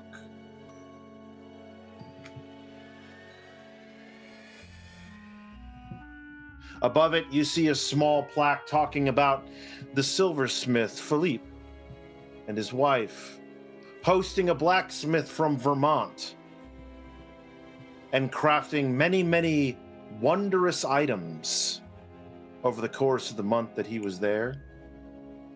Though many have been lost to time, some aspects of it have still remained, and you see several of those knives, some of them in the form of a butcher's knife, others in the form of plaques with fine filigree and plates of sterling silver.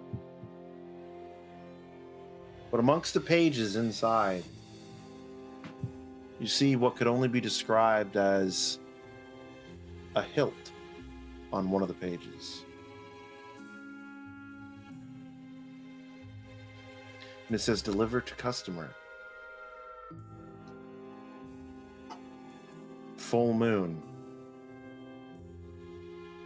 The rest of it kind of faded away.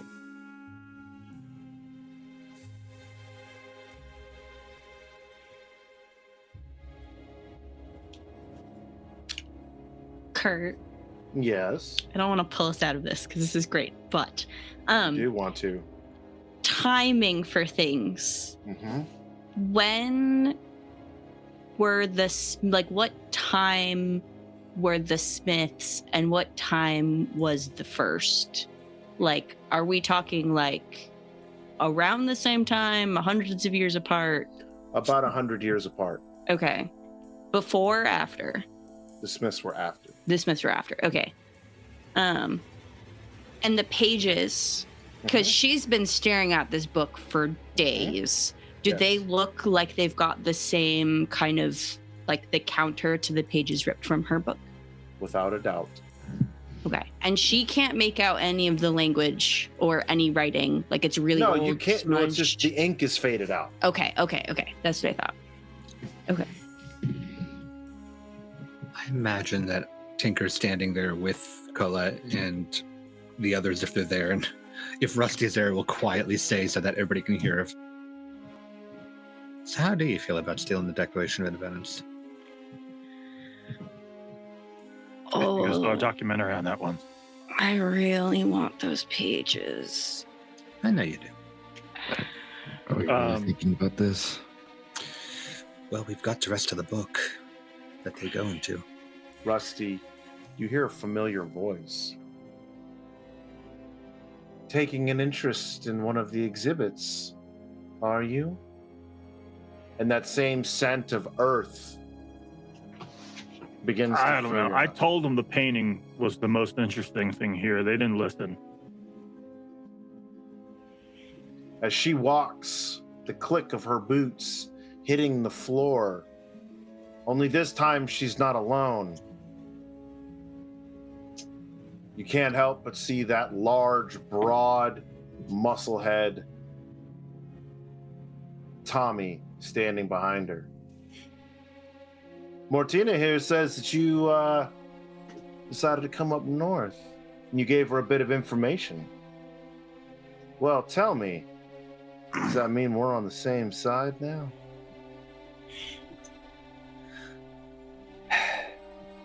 How are you now?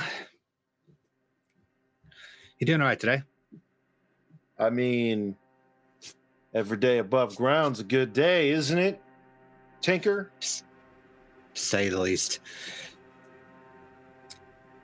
You've been here long. Is there anything in here that's really like caught your eye in terms of the exhibit? We just got here not too terribly long ago. Why are you trying to play coy, Tinker? What are you tinkering with?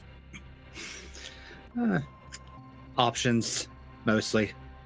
Yeah. See, I like to keep a good rapport open, and on one hand, got the leader of the city that I'm currently in, where I'm currently working. I've got a decent rapport going there, but I don't want to hurt the rapport that we've got. We're of similar minds, got similar interests. So making a hard move like that right now is a little bit shaky. I don't think that means that we can't be nice, can't be friends, can't pass along information as needed, as happened, but maybe we keep things there for now. His eyes are drifting over to Colette. Can't say much for the company you keep, but You see, that's one of the negatives right there of taking up on your offer, is the way that you talk about my pack. it's not your pack I'm concerned about. It's just the amount of heat that you seem to have around you. Have it on good Yeah. authority. One of y'all roughed up Armand yesterday. You said he was roughed up? Well, that's what the circle says. Rusty's like, Well, Oh, he showed him. he was disrespecting the territory and cracking at the veil, and we can't have that now, can we? Tinker, I've never known you to stand. Never known you to stand and fight. Maybe there's something a little more grown for you. DM Jeremy, thank you so much for that raid. We greatly appreciate it. We are playing Werewolf, so it's mature audiences for mature themes. Your discretion is advised. Now you see there, Tommy, it's like I said, it's about playing things smart here, not moving too brash. You want the engine of this city to run smooth, like. I want it purring like my bike. Exactly. And that means that all the parts need to be working, all the things that are connected to the core. And do forgive me, but given the all the attention that seems to be drifting our way, I'm talking about us in this regard. All those parts need to be harmonious, not pulling. When the belts start pulling too hard, the whole engine goes out of whack. You know what I'm saying? True. Very true. I like what you're thinking. What do you think, Martina? What do you think? Her eyes glaze over, almost looking cataract for a moment before they turn into wolf eyes. She points at Colette. She's hiding something. I imagine it's her disdain for how you keep looking at her and saying nasty shit, Tommy. No. She's sniffing at the air. Something old. Something. And she smiles. Something a Shadow Lord gave you. I can smell it on you.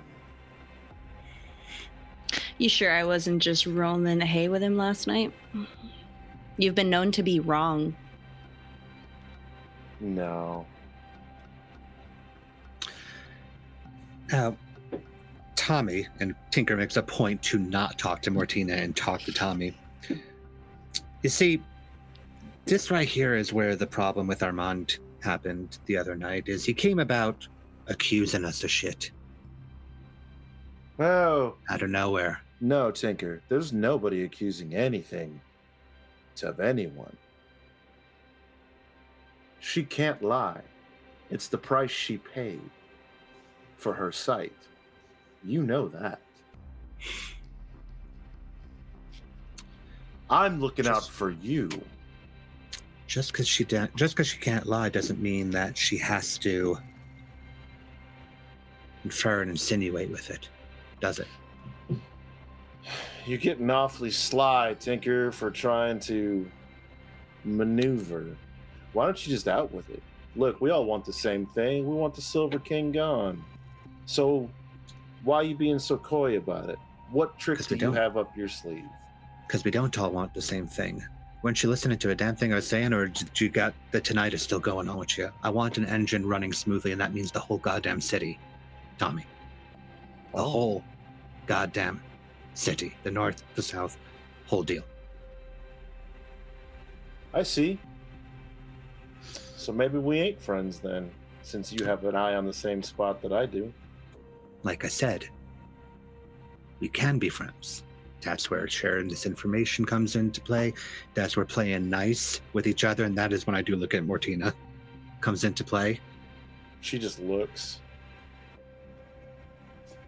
It's gone, you know that, right?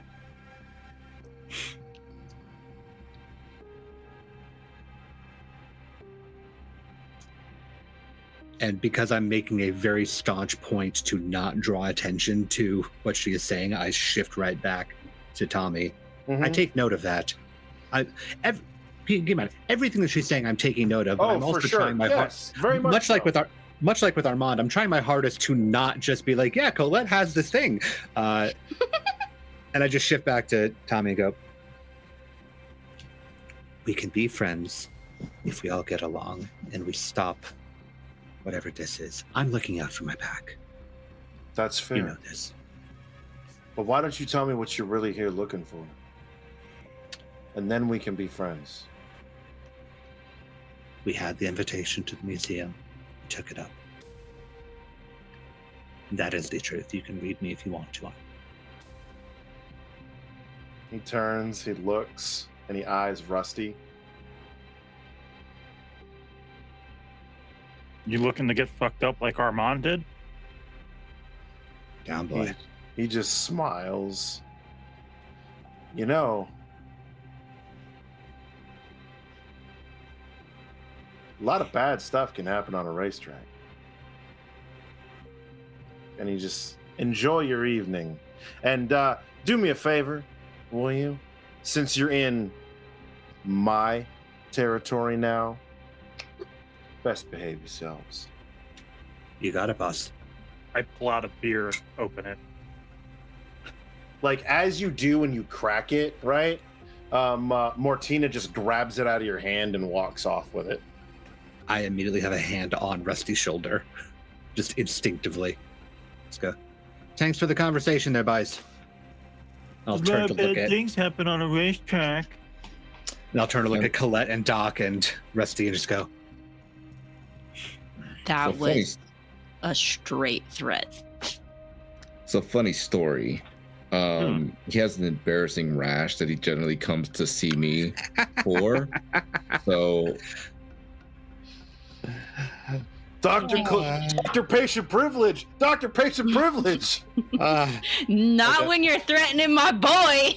I'm gonna dice at you, Doc. I love it. All right, but per conversation yesterday, like you've all said, we're going to have to actually make moves quickly, because apparently we just got eyes all abouts on us. yep. I think we should assume everybody knows. Doc, did it tell you anything else about helping it? Where to help it? What to do with it? Any of that shit? Big thing he said was that remove which pierces me and make me whole again. Remove which pierces me. That Can take there a- hilt on that page is over there. Any of you see a sword that matches that here? Or can we assume that it might be Pearson's something? Does it match the sword in the white guy's hand on the painting? Roughly. It's not one a- of those like could be kind of thing. like kind of an interpretation. Yep. Much like the sword you see the smith working, right? Could be, maybe. The thing was it like so it was on a paper, this blueprint for the hilt, right? Mm-hmm. It was just the hilt they made. Mm-hmm.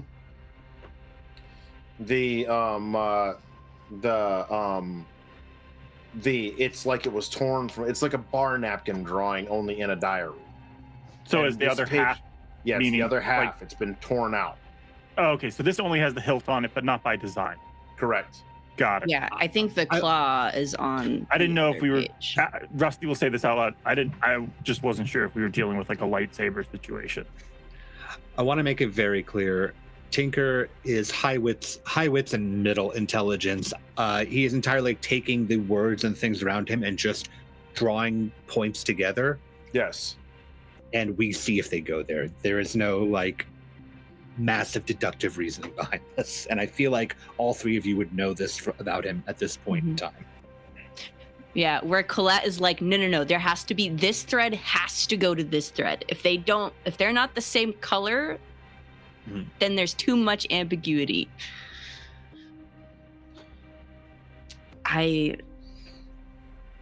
We know he's under the mountain. Look, you say the word, I'll bust open this case and I'll just fucking run for it. No, I don't no, think. I don't think all four four of us can leave at the same time in that case. no. And especially not with Tommy having eyes on us the way that we have, especially with Martina doing the craft shite. Well, I'll give them one thing. At least they don't call me princess to my face. No, they're more passive aggressive about it. Yeah. Well, frankly, Colette, you know that he's under the mountain.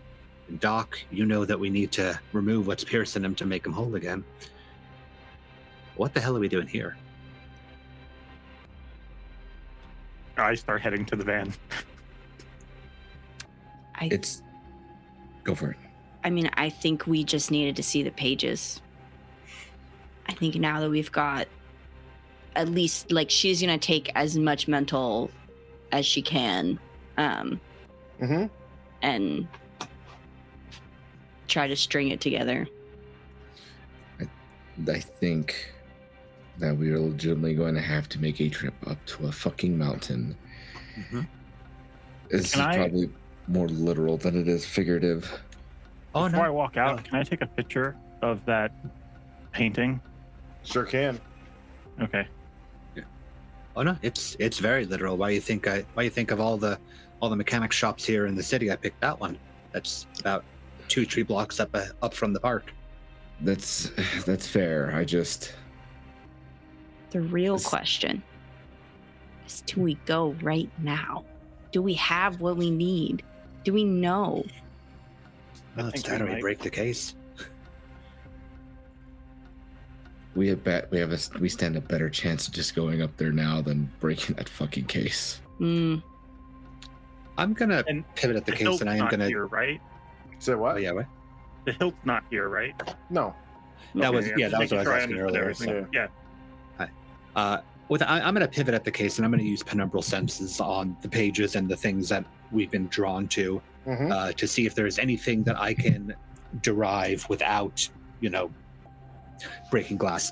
I mean, you're not going to need to roll for this. As you use Okay. the penumbral senses, right? You look at it, right? And you see black threads coming from it Where do they go? out the window. Do they seem to be the origin point of the threads, or do they seem to No. be connected? They're connected to something else. Right. And as you follow it and you look out the window, it's leading towards the mountain. No, I think Doc, I think you're right. I think this is exactly the moment that we're going to need to go and get our best chance. And somewhere under a mountain, deep within a tomb,